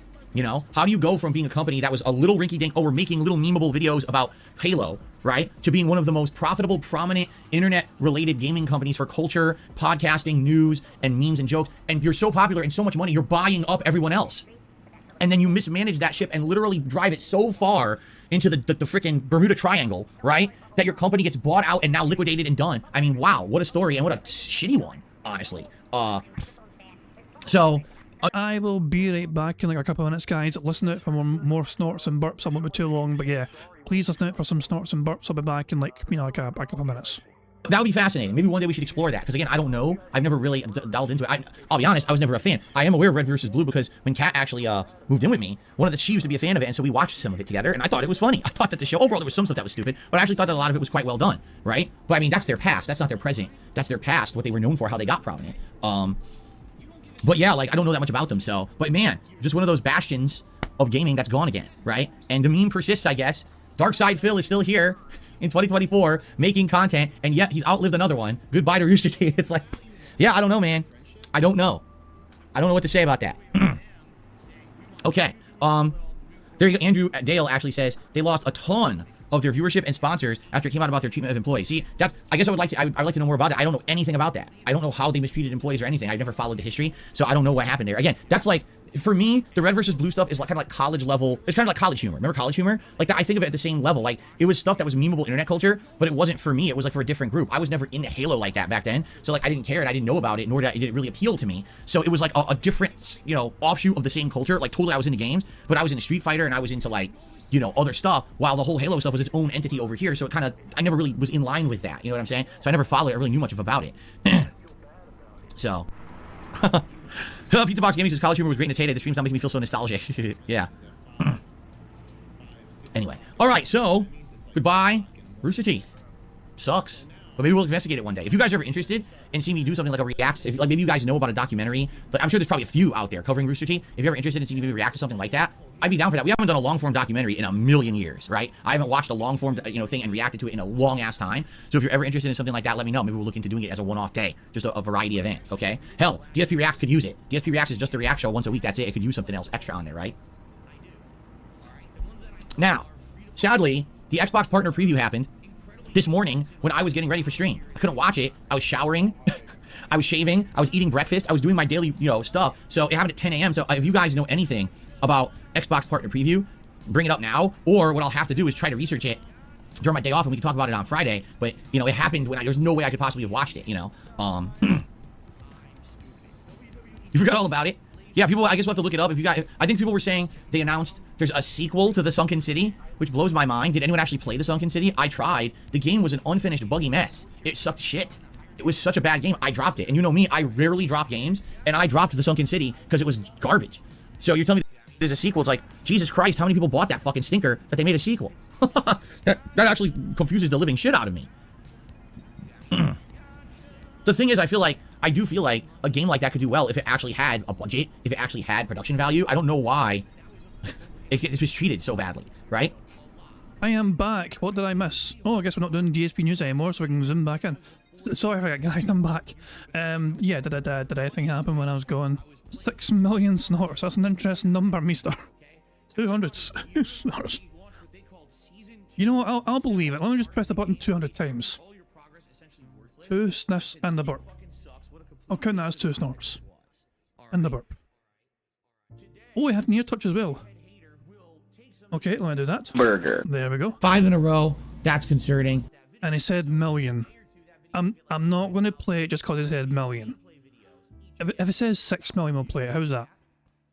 It has to say 6 million or say million 6 times. Or million has to be on the board. But I can't just play it randomly just for a fucking second hell of it, you know. No. Just can't do it. We can't overuse it, you know. It's a special button. We need to do it for special occasions. If we do it every single time, then it's not special anymore. It's like the vest. Anyway, thank you for keeping an eye on things, guys. We're back to bingo. Hopefully we can get a victory today. We are 3 snorts away from a free space. Still quite a few burps away, but who knows? We might get a whole lot more burps soon. I guess we'll have to wait and see. Anna Jones says that he said he couldn't look up news at 10 AM because he was showering and shaving and eating breakfast and he didn't have time to look up the Xbox shit. Him doing the news is his decision, but he doesn't have a time to look up news. So why the fuck does he have a news segment if he doesn't give himself time to look up news? What is the point of DSP news? I don't get it. Yeah, I agree. It had a good story and a detective narrative. I agree, but the game was just a mess. Remember how glitchy and buggy it was? How characters would clip around, disappear, the frame rate was bad. It just was a horrible, horrible mess. It definitely didn't feel like they had finished the game at all. So that's just weird to me that there's a sequel. I mean, hopefully they fucking learned their lesson from the last one, right? Because that one was so bad. Okay, well, that's about what I've got to talk about for now. I guess what we could do, I have one shout out to do so far. We can see if you guys have any topics you want to talk about. We could do suggestion box if you're interested. We don't have to do that today. You know, kind of more open day today. Man, I really would like to open my window. Let me see if the landscapers are gone. Hold on. Get back here, you fucking piggy prick. Yes. They'll probably be back though. They'll probably be back, so I'm gonna have to keep opening and closing my window. Okay. Someone is saying, is Dragon's Dogma officially off the docket? Well, it's like I said, there's no way I can play another RPG right now. Baldur's Gate 3, heading into the end game. Final Fantasy VII Rebirth just starting, and Like a Dragon Infinite Wealth now into the second half. There's no way I can play a 4th RPG. That would be stupid. No one's gonna watch a 4th RPG, okay? What I might do is hold off and play it later. I'm interested in it. I really liked Dragon's Dogma 1, but I remember back in the day playing it, and after initially, you know, playing it, a lot of people even fell off from watching it then, and that was like the years of my prominence on YouTube. I really want to play it, but man, I just know it doesn't make any sense. No one's gonna care right now. You know what I mean? Like if we take a break from RPGs and we come back later, then maybe. But I just don't see it working right now, being honest. So, okay. Let's do a few quick shout outs here. 1 minute, man. Anso Kamaru, with our first contribution of the day, $1.50 tip, says Ruby had such a tragic fate. First, the original creator and animator tragically died. They had an allergic reaction at the end of season 2, and the show continued on in a completely different direction that alienated many of the fans. Then one of its most popular voice actors, Vic Mignogna, gets hit with massive scandals, and they had to replace him, which alienated even more fans. And now this. The show is still super popular, though. Even has an official game in the Blaze Blue series, multiple independent games, a spin-off series, and is very popular in Japan, so I'm surprised if it doesn't get sold. You know it will. Yeah, something like that.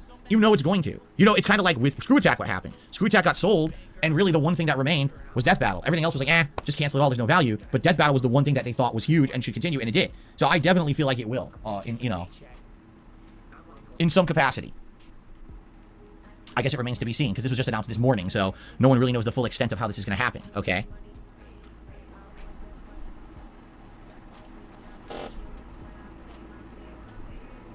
Okay.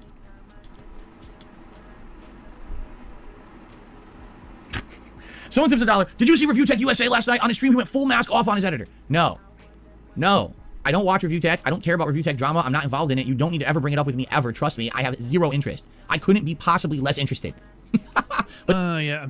Is it kind of weird? I don't really. I mean, some people are starting to kind of talk more and more about Review Tech USA, and their pursuit of being a lolcow. Like, to me, he is desperate to become a lolcow, but Keemstar isn't interested in entertaining that idea.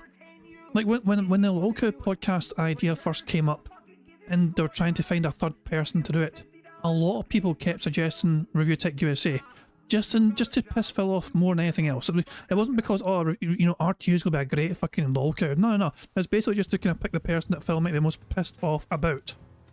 And yeah. In the end, Keem's like, nah, I don't see any value in this guy as being a lolcow. He went with someone else, some random guy called Tommy. I'm not too... to me, he's just fucking spiraling RTU. Also, Mista sent me a sound clip from RTU's thing last night. Fuck you in the ass.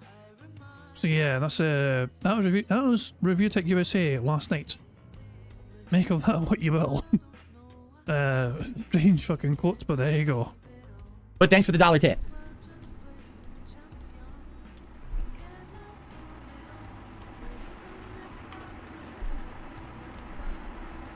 Hoi. Okay. Hold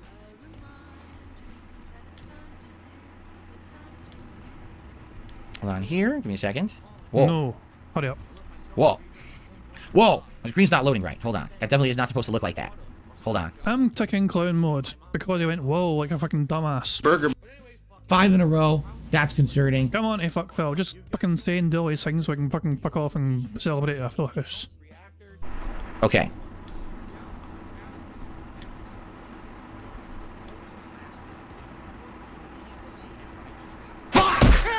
Bruh. Fuck you, Phil. Fuck you, Phil! Nope. Hold on. It's a giant paragraph. This must be 1 minute, man. This must be. I'm preparing the wheel button. So I'm just gonna read this ginormous paragraph, okay? So, 1 minute man with a $25 tip. The title of one of my videos is misleading because you did not find the murderer. Well, you do realize that that is a spoiler, I guess, because I didn't know that. According to the game, you did find the murderer. So it sounds like you just spoiled. Also, yesterday you said you didn't remember Laura, the mother of the missing girl Vanra. Really? No, I don't remember her name was Laura. I remember the missing girl. I don't remember the mother's name. You talked to Captain Drizzly at length about her and went to the barracks to find her. Yeah, I just don't remember her name. Maybe you should focus on one quest at a time. No, I just don't remember her name. Don't juggle too many balls. No, I just don't remember her name. I'm about to be 42 years old. The name of a very minor character in a very side questy style quest in an RPG that I'm playing, one of 3 RPGs, by the way, that I'm playing, is not something that's just gonna stick in my head. You know what I mean? Like if she became a major character or something, like I know that's the mother of the missing kid. Like that's how I know her in my head. I just realized that I didn't tick fucking clown mode, but I clicked voice crack by mistake. Burger. There you go. I just realized that now. My dumbass clicked the wrong fucking thing. My bad. Remember her specific name. It has nothing to do with everything you're saying here. Perhaps wrap up the murder quest. There's more people to warn. Well, yeah, we have to keep going. That's what I'm going to work on today. Eventually, maybe you can kill 2 birds with 1 stone. And try talking to NPCs outlined in yellow. NPCs outlined in yellow. I'm trying to think about this. Because there's 3. There's green, there's yellow, there's white, and there's red. Is that correct? The 4 major colors of characters when you highlight them in the game? Red means you just aggro to it immediately, right? Like you're gonna... I'm so fucking bored of this fucking super chat or tip already. I'm going 1.75. We're speeding up. We're speeding up. Fight it no matter what. And I guess the other colors mean that you do different things. So what you're saying is you should talk to NPCs outlined in yellow. If you go straight into combat, you can miss entertaining dialogue, reducing the value of the game. So I guess what you're saying is that if you see someone that's yellow but not red, you have a chance to talk to them before fighting them. Okay. I'm still learning. Here we are. How many hours in a Baldur's Gate am I? 105 or something like that, 106? All right, again, I didn't know that. Okay, since choosing the right dialogue options and succeeding can be just as much a part of the game as winning in combat, and you might have to make choices like that soon. Yeah, I mean, for example, I tried that. If you haven't noticed, in my playthrough, any situation that I can try to talk my way out of, I try. That's something that's always been a staple of my playthroughs ever since Fallout 3. That was actually the first game ever where I found out that, dialogue, with charisma in that game, that was so important that you could talk yourself completely out of various situations. I really liked at the end of Fallout 3 where I talked the president, the robot AI president, out of any kind of, like aggro at all. Like he was totally gonna kill me, and I talked him completely out of it by having such a high charisma stat. And I was like, that's neat. And ever since then, any game that has that, I try to do it because I think that that's really cool. Did the animation play? Okay, I'll make sure that's not screwed up. Okay. So yeah, like we'll see what happens. I always try that. I assume you're referencing something that I have no idea what you're talking about. I guess he's saying that maybe I must have gone right into combat at a time when I could have talked to someone, but I didn't notice that they were yellow and not red. You're probably right. I don't know what you're talking about. So okay. As always, thank you 1 Minute Man for your daily support of my content and your advice. Okay, so 5 colors. White is you, blue is your party members, green is an ally, yellow is intermediate, and red is hostile. So I was right on the color scheme. Cool. So yellow is intermediate. You can talk to them. Okay, cool. All right, so what else What you guys like to talk about today? Tag me in the chat. We'll do a little bit of Q&A. We wrap up a little early. That's fine. Let's see what happens. Purple is romance opportunities. Ooh. Ooh. Lady Christmas says, is seeing the dice rolls a plus or negative to you since most RPGs hide dice rolls in the background? You know, I think for this game, it's unique and interesting. Admittedly, at the beginning of the game, it was completely off-putting. I was like, wait, this whole game is literally rolling dice? But when you think about it, a lot of games, that is the case. Like, a lot of the games, maybe not a dice roll, but, like, your stats are all a factor that the game is always calculating and judging, but you just don't see it, right? It always happens behind the scenes. In this game, there literally are tons of these dice roll situations, so... Yeah, no, I think it's neat. I think it's neat. At first it was annoying, but now it's, you know, obviously playing over 100 hours a game, you get used to it, so. BITW Awesome asks, what if someone offers to buy your internet shows that you don't make anymore, like The Hateful Truth, Hate Live, Project 7, or Ask the King? No one would do that. Those shows are not branded, trademark shows. You understand? Phil. It's a hypothetical fucking question. We know it has no fucking real basis in reality, but it's a simple, fun, what-if sort of question. Don't take it too fucking seriously. Just have a fun little thought exercise. Understand? Like, how many people over the years made their own DSP Trizits that were just fucking awful things about me, right? There's no brand value in those shows because they were not shows that were trademarked and marketed as individual products, you understand? That's the difference, you know? Yeah, there's no brand there.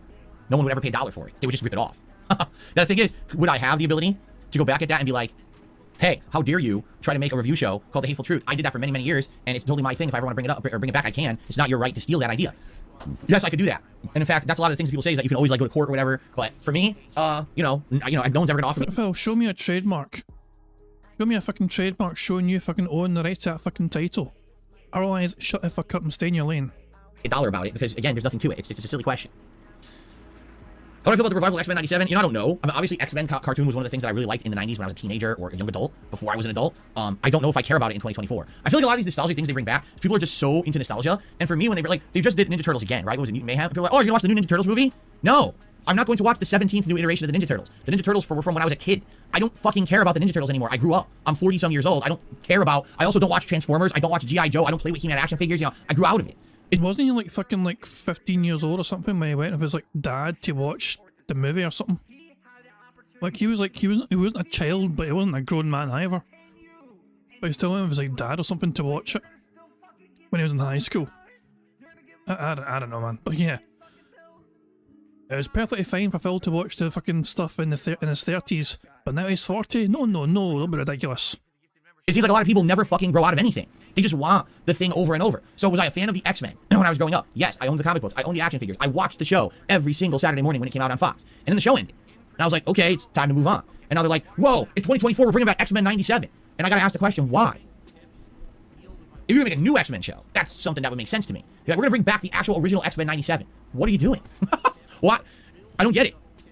To me, it feels like that'd be something like maybe as an oddity. I would watch like the first episode, right? The first episode. Oh, okay, just to see what they've done with it. And then I'd just be like, all right, great, good for you. If it has a new audience with kids or whatever, okay. But I'm fucking in my 40s. I don't want to sit around watching X-Men cartoons, right? Like, but some people just, I swear, they never got it. I loved Ninja Turtles when I was 7. That means I have to watch every piece of Ninja Turtles media ever created until the day I fucking die. No, it doesn't mean that. Really. You didn't have to watch the shitty Michael Bay Ninja Turtles movies. You didn't have to watch the 17 cartoon iterations. You could have skipped them. I did.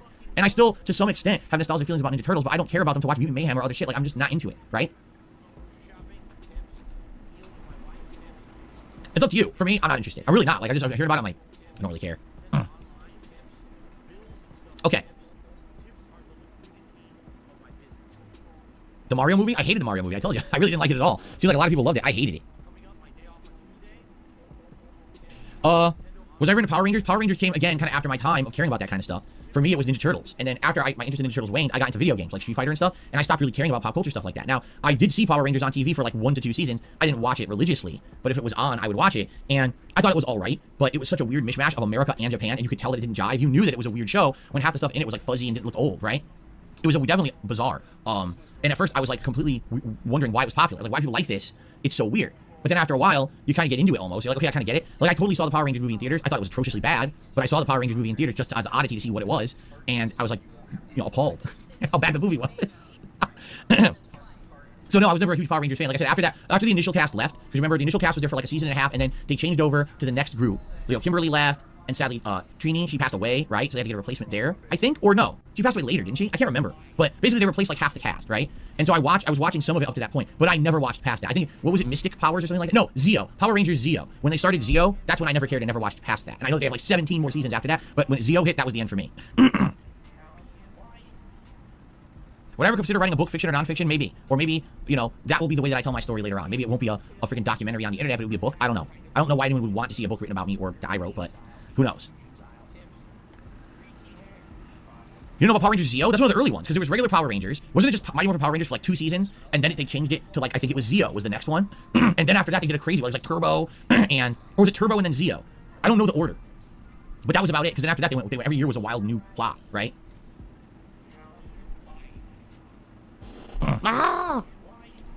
Bruh. Anybody care what this guy thinks? No! Zero was first? Okay. If I wrote a book, it would sell like crazy. I don't think so, but there you go. Zero came out in 1996. That's probably the one I'm thinking of then. Because like I said, I was in like 2 seasons that I paid attention to. No, it's too late for suggestion box. The show's gonna end in 10 minutes. Are we really going to have 10 minutes of him fucking staring at his chat waiting for questions? Really? We are actually 8 minutes behind live DSP. We're at 1.75 speed. We might catch up to live DSP if we're not fucking careful. He's still going as of this moment in time. But yeah, this we're in danger of catching up.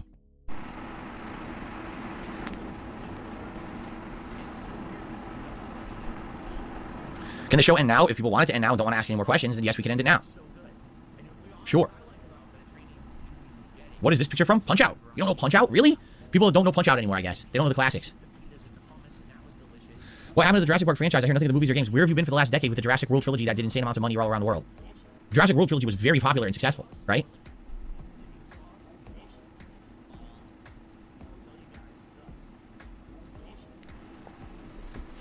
Oh, is it time? Is it time? The goal! Go! Shut the fuck up! Shut Is it up, time? bitch! It may be. Boss. Do I think Warner Brothers Discovery is a sinking ship? I don't actually know anything about Warner Brothers Discovery. I don't know what they are. I guess they're an offshoot of Warner Brothers, but I don't know what they do or whatever, so I can't really speak to that or attest to that.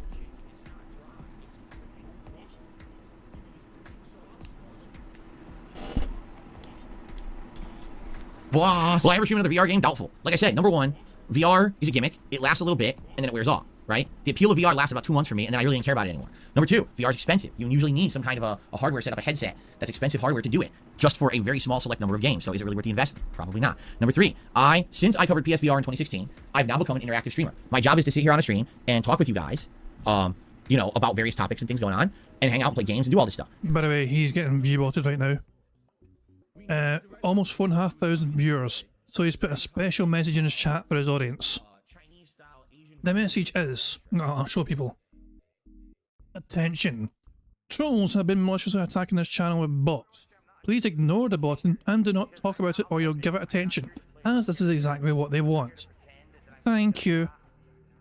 But Phil, you're the one giving it the most attention. You have a pinned message for all to see, giving it so much attention and prominence. On the plus side, this might lead to us getting some leaning bans. That's my job. My job, if I put on a headset where I'm fucking around and I can't see anything, and I can't see you guys and interact with you, then I'm basically not being an interactive streamer, right? I wouldn't even be able to. How about so you do VR and let Cat control the fucking stream chat stuff?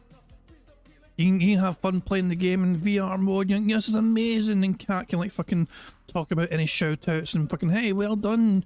I've got, you know, super blind man Carl here is fucking giving us a shout out, and he says, what are you wearing? And no, I'm not going to do that shout out.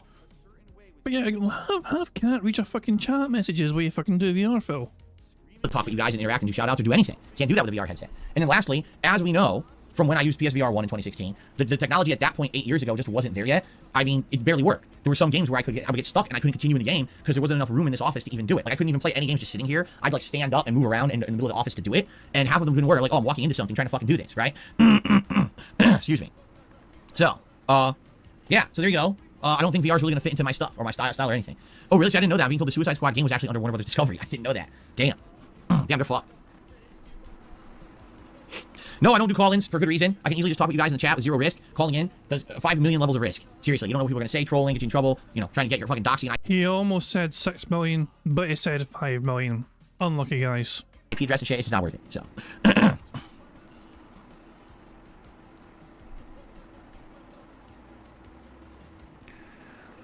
Yes, I had the Ninja Turtles pizza party a few years ago when I actually did play a nostalgic version. Remember, we did the Ninja Turtles retro game a couple summers back. It had come out and it had like all the classic Ninja Turtles games in it, and so we played it all day long at pizza party. That was fun as a one-off event. By the way, it didn't do very well. We didn't really have any people show up for it. No one really cared, but it was just something good to do for variety. I had a good time with it. I don't know what Hearts of Iron 4 DLC is. What the hell's that? I don't remember what pizza we got for that Ninja Turtles event. I have no recollection. Joel Loft says, there's rumors Hogwarts Legacy 2 will end up going live service because Warner Brothers wants to make all games take the Suicide Squad route. What a piss poor decision. If they do that, they might as well just close now. Like, there's no point. No one wants live service. This has been tried and true, tested. You know, the evidence is there. No one wants live service games. People are panning them. People are not buying them. It doesn't matter what executives at companies want. They're not going to get their way. The customer base is not in line with this, right? So they have to learn this and fucking cut the shit. They really do.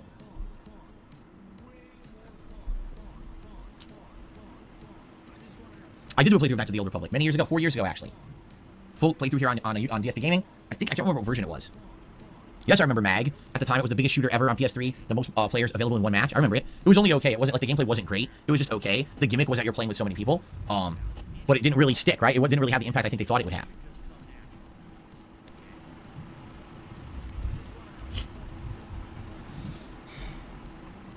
What?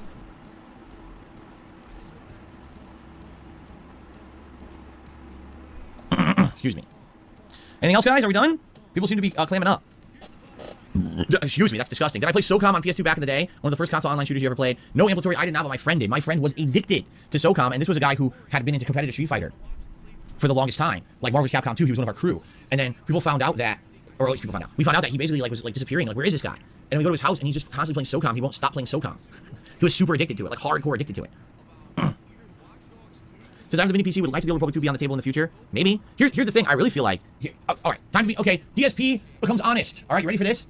All these years, you guys told me, man, I'm really missing out because I don't have a gaming PC, right? Like, man, you miss so much stuff. You don't play it. You're only a console gamer, and you've limited yourself so much because of that. So I got this PC. It is a mini PC, but I got this PC end of last summer. It was donated by a fan. Thank you so much to that fan for that. And what have we done with it since then? We played Chrono Trigger. Like, that's fucking it. And I think back, we played the Paranormal game around Christmas time. I forget if you remember what it was called. Like, that's it. And I have it, and it's available, and we can do stuff. There's no demand. Literally, no one says, hey, Phil, now that you got that mini PC, you absolutely should be doing this, and this that you missed out on. It's like, meh, you have it, big deal. The big games are on console, play those. Literally, that's what I've been told. So it's like, all these years, everyone yelled at me, right? That I didn't ever have a PC, so I can't really play these games. Again, like, I got the PC now. It literally sits there collecting dust. The one thing we were going to do with Fightcade, it made more sense to hold off because Tekken was right around the corner. It didn't make sense to set that up, get it working, and then play Tekken and not use it. So I tell you that 100%, Fightcade will be coming at some point this year. When things die down with fighting games, I want to play old school fighters on Fightcade, okay? But outside of that, that's the only thing that I can think of. Like, what else would I even do on there? It's funny because people say things like Pizza Tower and stuff, right? But is there really that much demand for it? Obviously not. No one's really asking for it. It's like a few people here and there. So it's just weird to me that all these years, again, it sounds to me like the vocal minority, right? People were very adamant and vocal. You need a PC, need a PC. So now I get a means to play PC games and no one's really caring, you know? Okay, sure. I don't know because I'm not looking. Thank you for telling me. Bruh. That is a leaning ban. I recognize that. Burger. 5 in a row. That's concerning.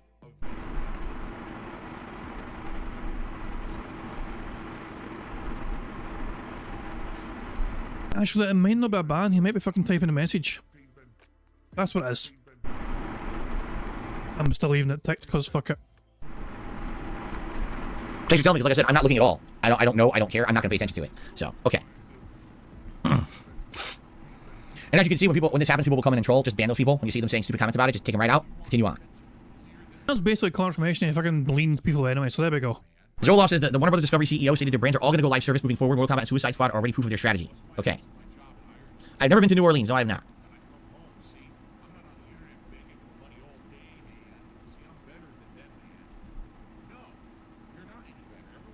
Dead air much? Average YouTube enjoyer says you wouldn't be able to play something on the PC now even if you wanted to. You have too many games you're involved in. The point I'm making is I've had that mini PC since the fall. You understand? Or not even, since late summer. And there really has been no demand. That's the point. The point is, everyone said you need a PC. I got the PC, and it just sits there. Everything that I can play or people want me to play is on console. So and this is the point I made for so many years, is that there are some games that are limited to PC. Usually it's the indie games, the games that go viral, or the games that, you know, are the meme games for like a few weeks and then they disappear. The rare case where that wasn't the case was Palworld because that was on Game Pass. That was a rare situation, right? But outside of that, that's the kind of games that are the big PC stuff today. Everything else ends up being cross-platform. Very rarely do you get a game that's only PC-centric, but also monstrously in demand and people want to see me play. Very rare. So, King, thank you for 27 months as a member and says, I'd like to see old versus games on Fightcade. Me too. That'd be amazing to be able to play the old versus games that I used to love. I would love that on Fightcade too, for sure. Fuck you and your friends. That's very true. Lady Christmas says the things with PC games, you have to dig and look for gems. The mainstream just doesn't do that. You're right. I agree with you there. What? JD Graham said, maybe we should do a poll of PC games to play when news releases slow down. He would like to see 7 Days to Die, which is like Minecraft in a zombie apocalypse. Trip Tonight says, excuse me, Tip Tonight says, if a meme game is $5, what's the harm in cashing in on that hype and playing it for a stream or two? If literally the meme game's $5, you're right. There's none. I have no problem dropping $5 on a silly game and messing around with it for a stream. I do have a problem dropping $30 to $60 on a game I'm only going to play once. That's too much of an investment, I feel. But if it's just like a one-off, yeah, that's different. The thing is, I feel like a lot of these games that go viral, look what they are. Online, multiplayer, co-op, survival. It's not stuff that's my forte or stuff that I'd even be interested in. I'm a solo gamer for the most part, right? Well, you're playing Star Wars Battlefront later on. That's a... You are contradicting yourself massively there by playing this game you're looking forward to. I am. All these games, Phasmophobia. What's the latest one that just came out? It's a shooter, right? Again, but it's online co-op. It's not my style of game. It seems like all these memeable games are games you get together with your party or your friends or your group. It's like a party game, right? That's how it's designed. So that's just not the kind of game that I play, or it's not my forte. It's not what I'm known for. The times I've tried games like that, they didn't work. Years ago, I tried games like Destiny 2, games like Apex Legends. They don't work. People want to hang out with me when I'm playing a game. If my focus is on a party of people who I have to interact with to play the game, I don't get to interact with you, and people don't like that. People get very upset by that. So there you go. Walk Warrior says the problem is most memeable PC games are only viable for like one stream. It wouldn't amount to any meaningful playthroughs for on-demand viewers who enjoy long-form content. That's also true. It'd be like, if you want to see the random thing, join in at one time, and then that's it, you know?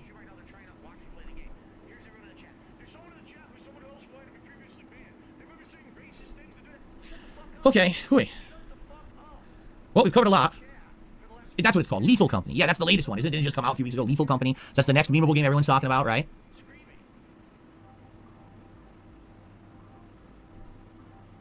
This is funny. Peace God says, PC would give you true variety. We have variety. And I have a PC. I have a mini PC. Are we not listening? I have it. Oh my god. Where's the variety, Phil? You're playing multiple RPGs at the same fucking time. Hello, Door. Door, the point I'm making is that I've had a PC, a mini PC, since the summer, and I don't use it. No one asked for anything on it. Door, do you understand what I'm saying? Door? Fuck you, Phil. Fuck you, Phil! Well, the door didn't say no, and the door didn't just say that if I had a PC, I'd have more variety. So I guess the door actually did listen better. I don't know what else to say. Nope. Bruh. Hadley, I have absolutely no idea.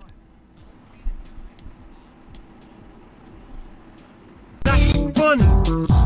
Dickens left. I choose to get games on the console versus the PC version. What are you talking about? First of all, you have to understand that's a mini PC. That's not a full-fledged gaming rig. I can't play modern games on it. The whole point is the memeable games, the lower res games, the indie games, yes. Modern games, no, will not work on that PC. So any of these new games I'm playing that have PC ports, I couldn't play them on there. They would not run. You know, Baldur's Gate 3. You think Baldur's Gate 3 would have run on the mini PC? Oh, I don't think so. Maybe if everyone looked like a Play-Doh sculpture, right? Or the Pillsbury Doughboy. Imagine that. It's Baldur's Gate 3, but everyone's just an unrendered Doughboy walking around. That would have been my experience playing the game on that mini PC, right? So that's the thing. I have to. If it's a modern game, a high-end game, a full AAA experience, I have to play that on a console. It's the smaller time stuff that I can play on the mini PC. It looks like my chat has crashed. It did, because it's not updating on here, but it is updating over there. Hold on. Yep, it froze. With your low of SNES style RPGs, the mini PC is perfect. I agree. That I'll agree with you on. That the older style games, yes, I can absolutely play them all on PC.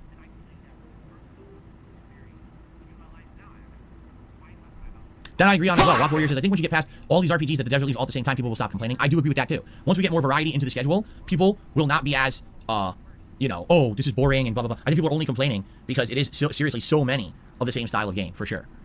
Dark Gaming, no, the stream didn't crash. The chat actually froze. Legit froze. I just refreshed it and now it's working again. Sarah says, the problem is if you become virally popular, you'll have to lose your current niche audience. The fans of your content are not also fans of the mainstream viral creators.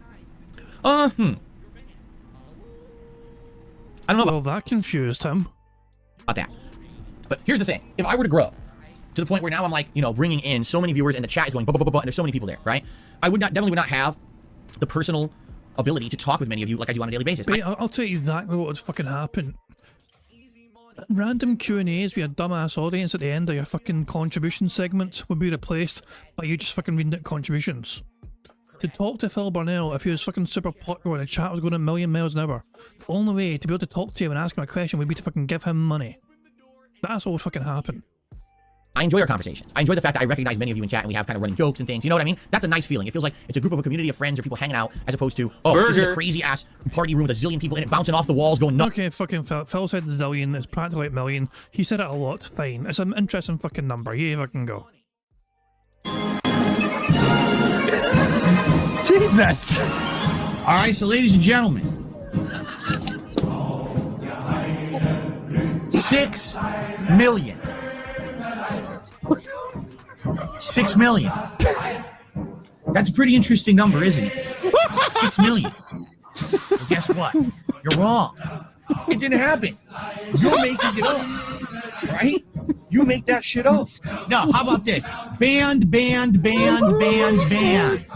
Gone forever. Because I don't put up with your fucking bullshit. Now that was good. Now that was a fucking good one. The bar's being raised. There you go. There you go. Phil said zillion. They said 5 million earlier on. Said million a few times as well. Fuck it. There you go. Also, we have 100 likes. So guys, thank you very much for liking the stream and getting us a free space in the bingo card, as well as also getting a free space in the bingo card. You guys also get to enjoy the Bubbles animation made by the supremely talented Pixar Animations. Remember, keep an eye on the bottom right for Jasper to do his thing.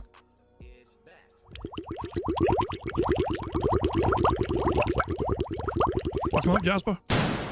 Good cat. There you go. Fantastic stuff indeed. There if I can go. And of course, before we continue as well, I've seen Mr. screaming for a screenshot. And so I will give him a screenshot of a fuck knows. What in the fuck can you make from this? Like, how is this even going to work? Bloody side Phil. Did he like fucking shake his jill so fucking hard that he's fucking not trying, you know? What's I don't know, but yeah. But I'm somebody who will try and cater to the requests of my audience, so I will cater to this demand and try and is it even going to work? I mean, there I can go. I mean, it kind of cropped out the background quite well, all things considered. So there we go. So there we go. So let me eat that towards my members, and they can have fun with trying to do something with this. Fuck me when the fucking morning coffee hits just right. I don't know. Good luck coming up with something there. Good luck coming up with something that fucking kind of screenshot freeze thing, thumbnail style thing. Anyway, let's crack on a bingo, guys. We're doing quite well. We are one snort away from a free space. We are 3 burps away from a free space. And we have 1 free space already, thanks to you guys liking the stream. So technically, we're only 3 away, as things stand. Freaking out, spamming memes, being stupid. It doesn't feel like that in my chats, correct? That's a good thing. I like having a better organized stream. I've always enjoyed that. And I hope that you understand that. Like, that's why I have not actively done things to try to make myself get virally popular. Listen, I could. And the sad part is it wouldn't be good stuff. I would have to basically become like a lot of these other people who the only way they can get attention on the internet is to make themselves a joke, to be dramatic, to be stupid, right? So I don't do that on purpose. I just stay in my lane. I just enjoy what I do as a, a basic thing. I don't rattle any trees. I just try to be here and enjoy who I am and what I'm doing with all of you. You know what I'm saying? So I hope you understand that. There's a reason for that. There were many times over the years that I did have abilities to grow or try to jump on those bandwagons, and I don't want to do that, right? And the other thing is, again, I feel like a lot of these games that go viral, right? They're not my style of game. It's for a different style of streamer. It's for a different style of content creator that I'm not. You know, I'm just not that. And that's okay. I think the problem right now with YouTube and Twitch and all that, everyone thinks that there's one way to do it. You should just do that and then you're popular. And if you don't do it, you're doing it wrong. That is the stupidest thing I've ever heard. In life, it is variety. That is the spice of life, as they say. If everyone just did everything exactly the same in life, life would be boring. You want people to be doing things in different ways for different kinds of audiences. I feel like the content I make is great for my audience. I don't have to play every viral game because it's not the style of content that I put out. People don't look to me for that. You know what I'm saying?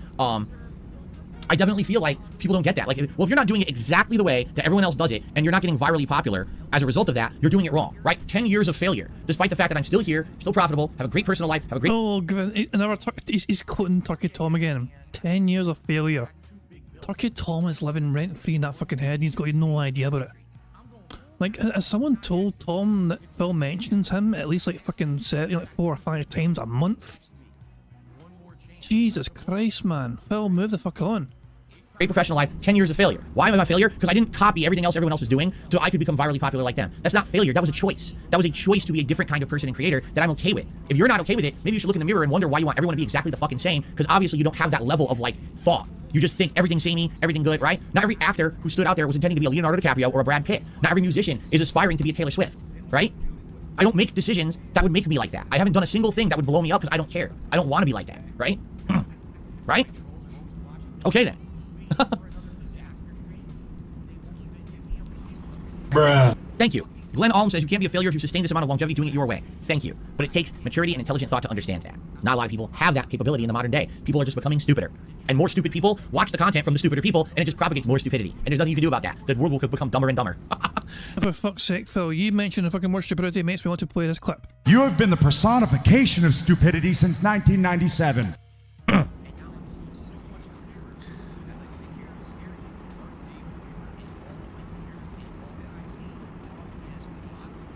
I have no idea. I'm being asked what I want to play this year during summer downtime. You know, I don't know. This year's different because last few years have been like the first few months of the year I'm playing Bethesda games, usually until like early summer. We finished the Bethesda game, and then we got the early summer new games, and then we balanced that with like a summertime vibe game. I don't know, like one game we have to go back to is Sea of Stars. I absolutely want to go back to and finish that game this year, but outside of that, I'm not sure. Are we skipping games that you guys want to see me go back to later? Like I'm going to be skipping Dragon's Dogma. Do you want to see me play that later on in the year?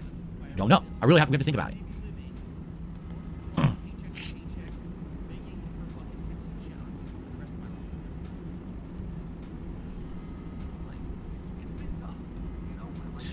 Oh man, all right, I think it is time to adjourn. Let me stretch here. Oh man. Whew. I think it's time to adjourn the show for today, right? That is true. My rune says we don't know how long Sea of Stars will be on Game Pass. That's a good point. I don't know. They might take it off, and I'm like, damn, I'm having to a playthrough I can't finish unless I buy it. I do feel the game's good enough that it's worth buying. I do feel that way, so even if they take it off Game Pass, I'll probably end up buying it. Okay, everyone. Thank you very much. Great podcast today, as usual. I hope you all have a safe and fun day tomorrow. I won't be here. Please, have a good one. And when I return on Friday, I'll be talking about my day off. If there's stuff from this Xbox showcase you want me to talk about, maybe I'll talk about that. And we're starting fresh next week, a normal 6-day streaming week. Not a long one, not a short one, finally for the first time in 3 weeks, a normal week, which will be well-paced, good content, everything getting its time to shine, right? It'll be a good one. So thank you all. I hope that you enjoyed today's show, and I will see you on Friday. Peace out. Okay, cool. So, I just want to get set up here, and I do have to pee before we start, but that's it. Nothing too major today. So after that, we can get started right away. It won't be a long wait.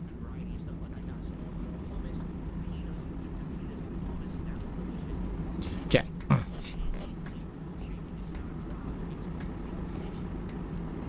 Alrighty. Would you like me to boot to the title screen for you before I go use the restroom? You guys say you really like the title screen music, right?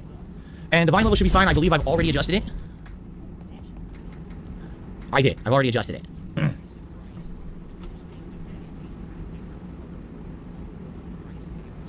You know what's interesting is something that just hit me that I'm only just realizing. The game opened with the Mind Flayer ship. You're on it, right, as a prisoner. And the Gith are fighting the Mind Flayers, and that's the big opening, right? Like, the Gith and the Mind Flayers are always at war, correct? And literally you go to, like, the demon world and all of that, and you end up back in the real world and stuff like that, and you're like, whoa. But the funny part about that is, since then, literally nothing like that has happened ever again, right? You've not seen another Mind Flayer ship. You've never seen... I mean, I think about at the beginning of... Or at the end of Act 1, you do see the Gith flying one dragon. But, like, the game started so epic, right? And then all of a sudden, it never happens again. It's like, I thought this was an ongoing war between these two races. Where are they? They never ever showed up ever again in the game. You didn't think that there never would have been another Mind Flayer ship that shows up, or you know what I'm saying? Never. We never encountered it. So it is pretty weird that's the case. But all right, guys, I'll be right back. Just gonna mute the mic. I'm gonna use the restroom. I'll be right back, and then we'll begin. He fucking waddles off. I don't know if he's going to return yet if I go live. Yeah, well, he's not back yet. He's still in the restroom. I guess we'll just go to Otters until Phil gets back. There's an otter in the water. Get out from under the water. There you go. We'll have otters and enjoy otters while we wait. Delightful otters. The dramatic Baldur's Gate free music while otters swim about having a fucking grand time. Strange contrast there. Strange fucking contrast. But it works. Oh, that otter smelled at the camera. Bjorn's asking, do otters count as seafood? I mean, I guess if you're hungry enough. There they are, they're in the sea. Nom nom. Well, go for it. Alrighty, everybody. Oh, ready to get started for the day? No. Let's do it. We have just discovered the door in the secret lair of what appears to be the murderer in all of this murder quest line. But the door won't open. I tried hitting it with my staff. I tried hitting with fire, magic, ice, other things. So I think I'm just going to try to hit it about another 17, 18 times and see if it opens. Then we'll move on. But I think I could get it open if I hit it maybe like another 24 times. We'll see. That's funny. That's it.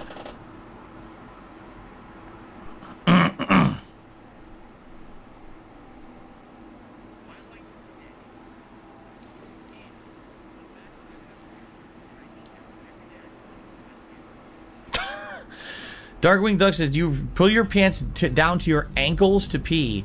Do you prefer to be absolutely naked? No, I attach a hose onto the end of my Johnson, and the hose sucks the urine out. It's like a catheter sucker or something. Oh my god. What are you talking about?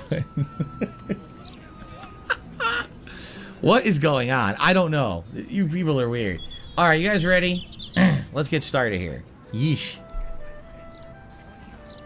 Okay, everybody. Sadly, somehow, some way, we couldn't get a fucking extra snort or burp from this fucking ridiculous little piggy, and that's going to bring an end to the bingo. We had one free space because I see you guys liking the stream 100 times, so I'm just going to take off short. Burger. There we go. 5 in a row. That's concerning. I mean, just one of those things, even if we had like one extra burp and one extra snort, and we fucking ticked off those squares as well. Burger. We still would have been one short. 5 in a row. That's concerning. You know, we still, even if we had those free spaces, we still wouldn't have won a full house, sadly. As you know, as you can see, would have been one away. As it was, we're basically kind of free away, essentially. So there we go. But yeah, Phil's playing the game now and didn't win bingo. We're so close, but sadly it was not to be. But hey, we can always try again on Friday. We will return on Friday for some more robust bingo antics and all that jazz. I might try and do a stream on Thursday. I'm not sure yet. I'm thinking I might try and do something on Thursday involving Quiplash. But we'll have to wait and see, I guess, and see if I can get it sorted. But anyway, fuck it. I am ending things there, guys. Thank you very much for joining me for some bingo antics, not jazz. I think Branddude is live streaming Phil right now. If he is, I will live you direct you to Branddude's stream. If not, I might just try and find someone else or not bother, I don't know. But yeah, I think Branddude's still going, so I'm just going to send people there so he can enjoy his stream as well, and you guys can say hello, and King Jad sent him and tell him I fucking said he's got to fucking sing a song or something, I don't know. But yeah, guys, I'm going to end things there, guys. I do hope you all enjoyed yourself. I hope you all had a fun time. I swear that Otter just waved at the camera. No, hold it, fuck on. This little guy looked like he waved at the camera. Oh yeah, I was rubbing his cheek. My bad. I thought he was fucking waving goodbye, like such a cute little. I thought he was scenting it and fucking. He was like aware. No, he was just fucking like just straight rubbing his cheek. Never mind. Anyway, I got distracted by the fucking auto. What can I fucking say? But guys, I'm gonna fuck off now. Guys, have a good stream. Have a good night. Have a good stream. Have a good fucking night. Enjoy the rest of your Wednesday. However you wish to spend it. I'm gonna end it how I always end it, by playing notorious PIG contributions made by the supremely talented Pixar Animations. So I might see you tomorrow for a stream. I'm not sure yet. I'm still thinking about trying to get it all set up with not jazz. If I do see you tomorrow, then cool. Hope you enjoy me for some random Quiplash fun and games. If not, I will be back on Friday though for some good old bingo antics. And yeah, guys, enjoy yourselves. Have a good one, and I'll catch you all later. Goodbye. On September 14th, a pre-authorized payment of $16.51 from PayPal.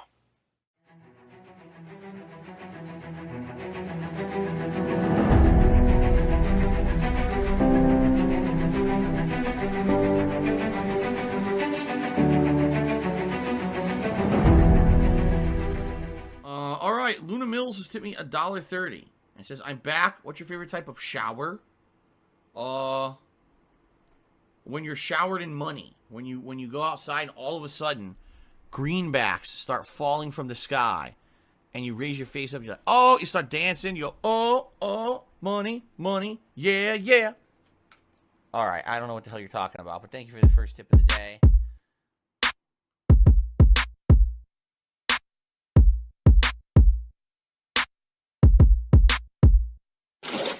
Money, yeah. Money, oh, money, yeah. Money, yeah. Money, oh, money, yeah. These contributions are mandatory. Money, yeah. Money, oh, money, yeah. Money, yeah. Money, oh, money, yeah. These contributions are mandatory.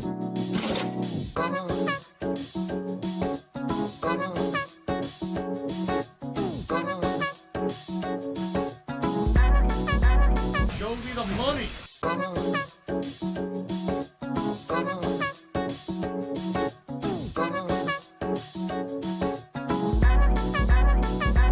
Free. Money, yeah. Money, oh, money, yeah. Money, yeah. Money, oh, money, yeah. Please contribute. and it's gone. Just gone like that.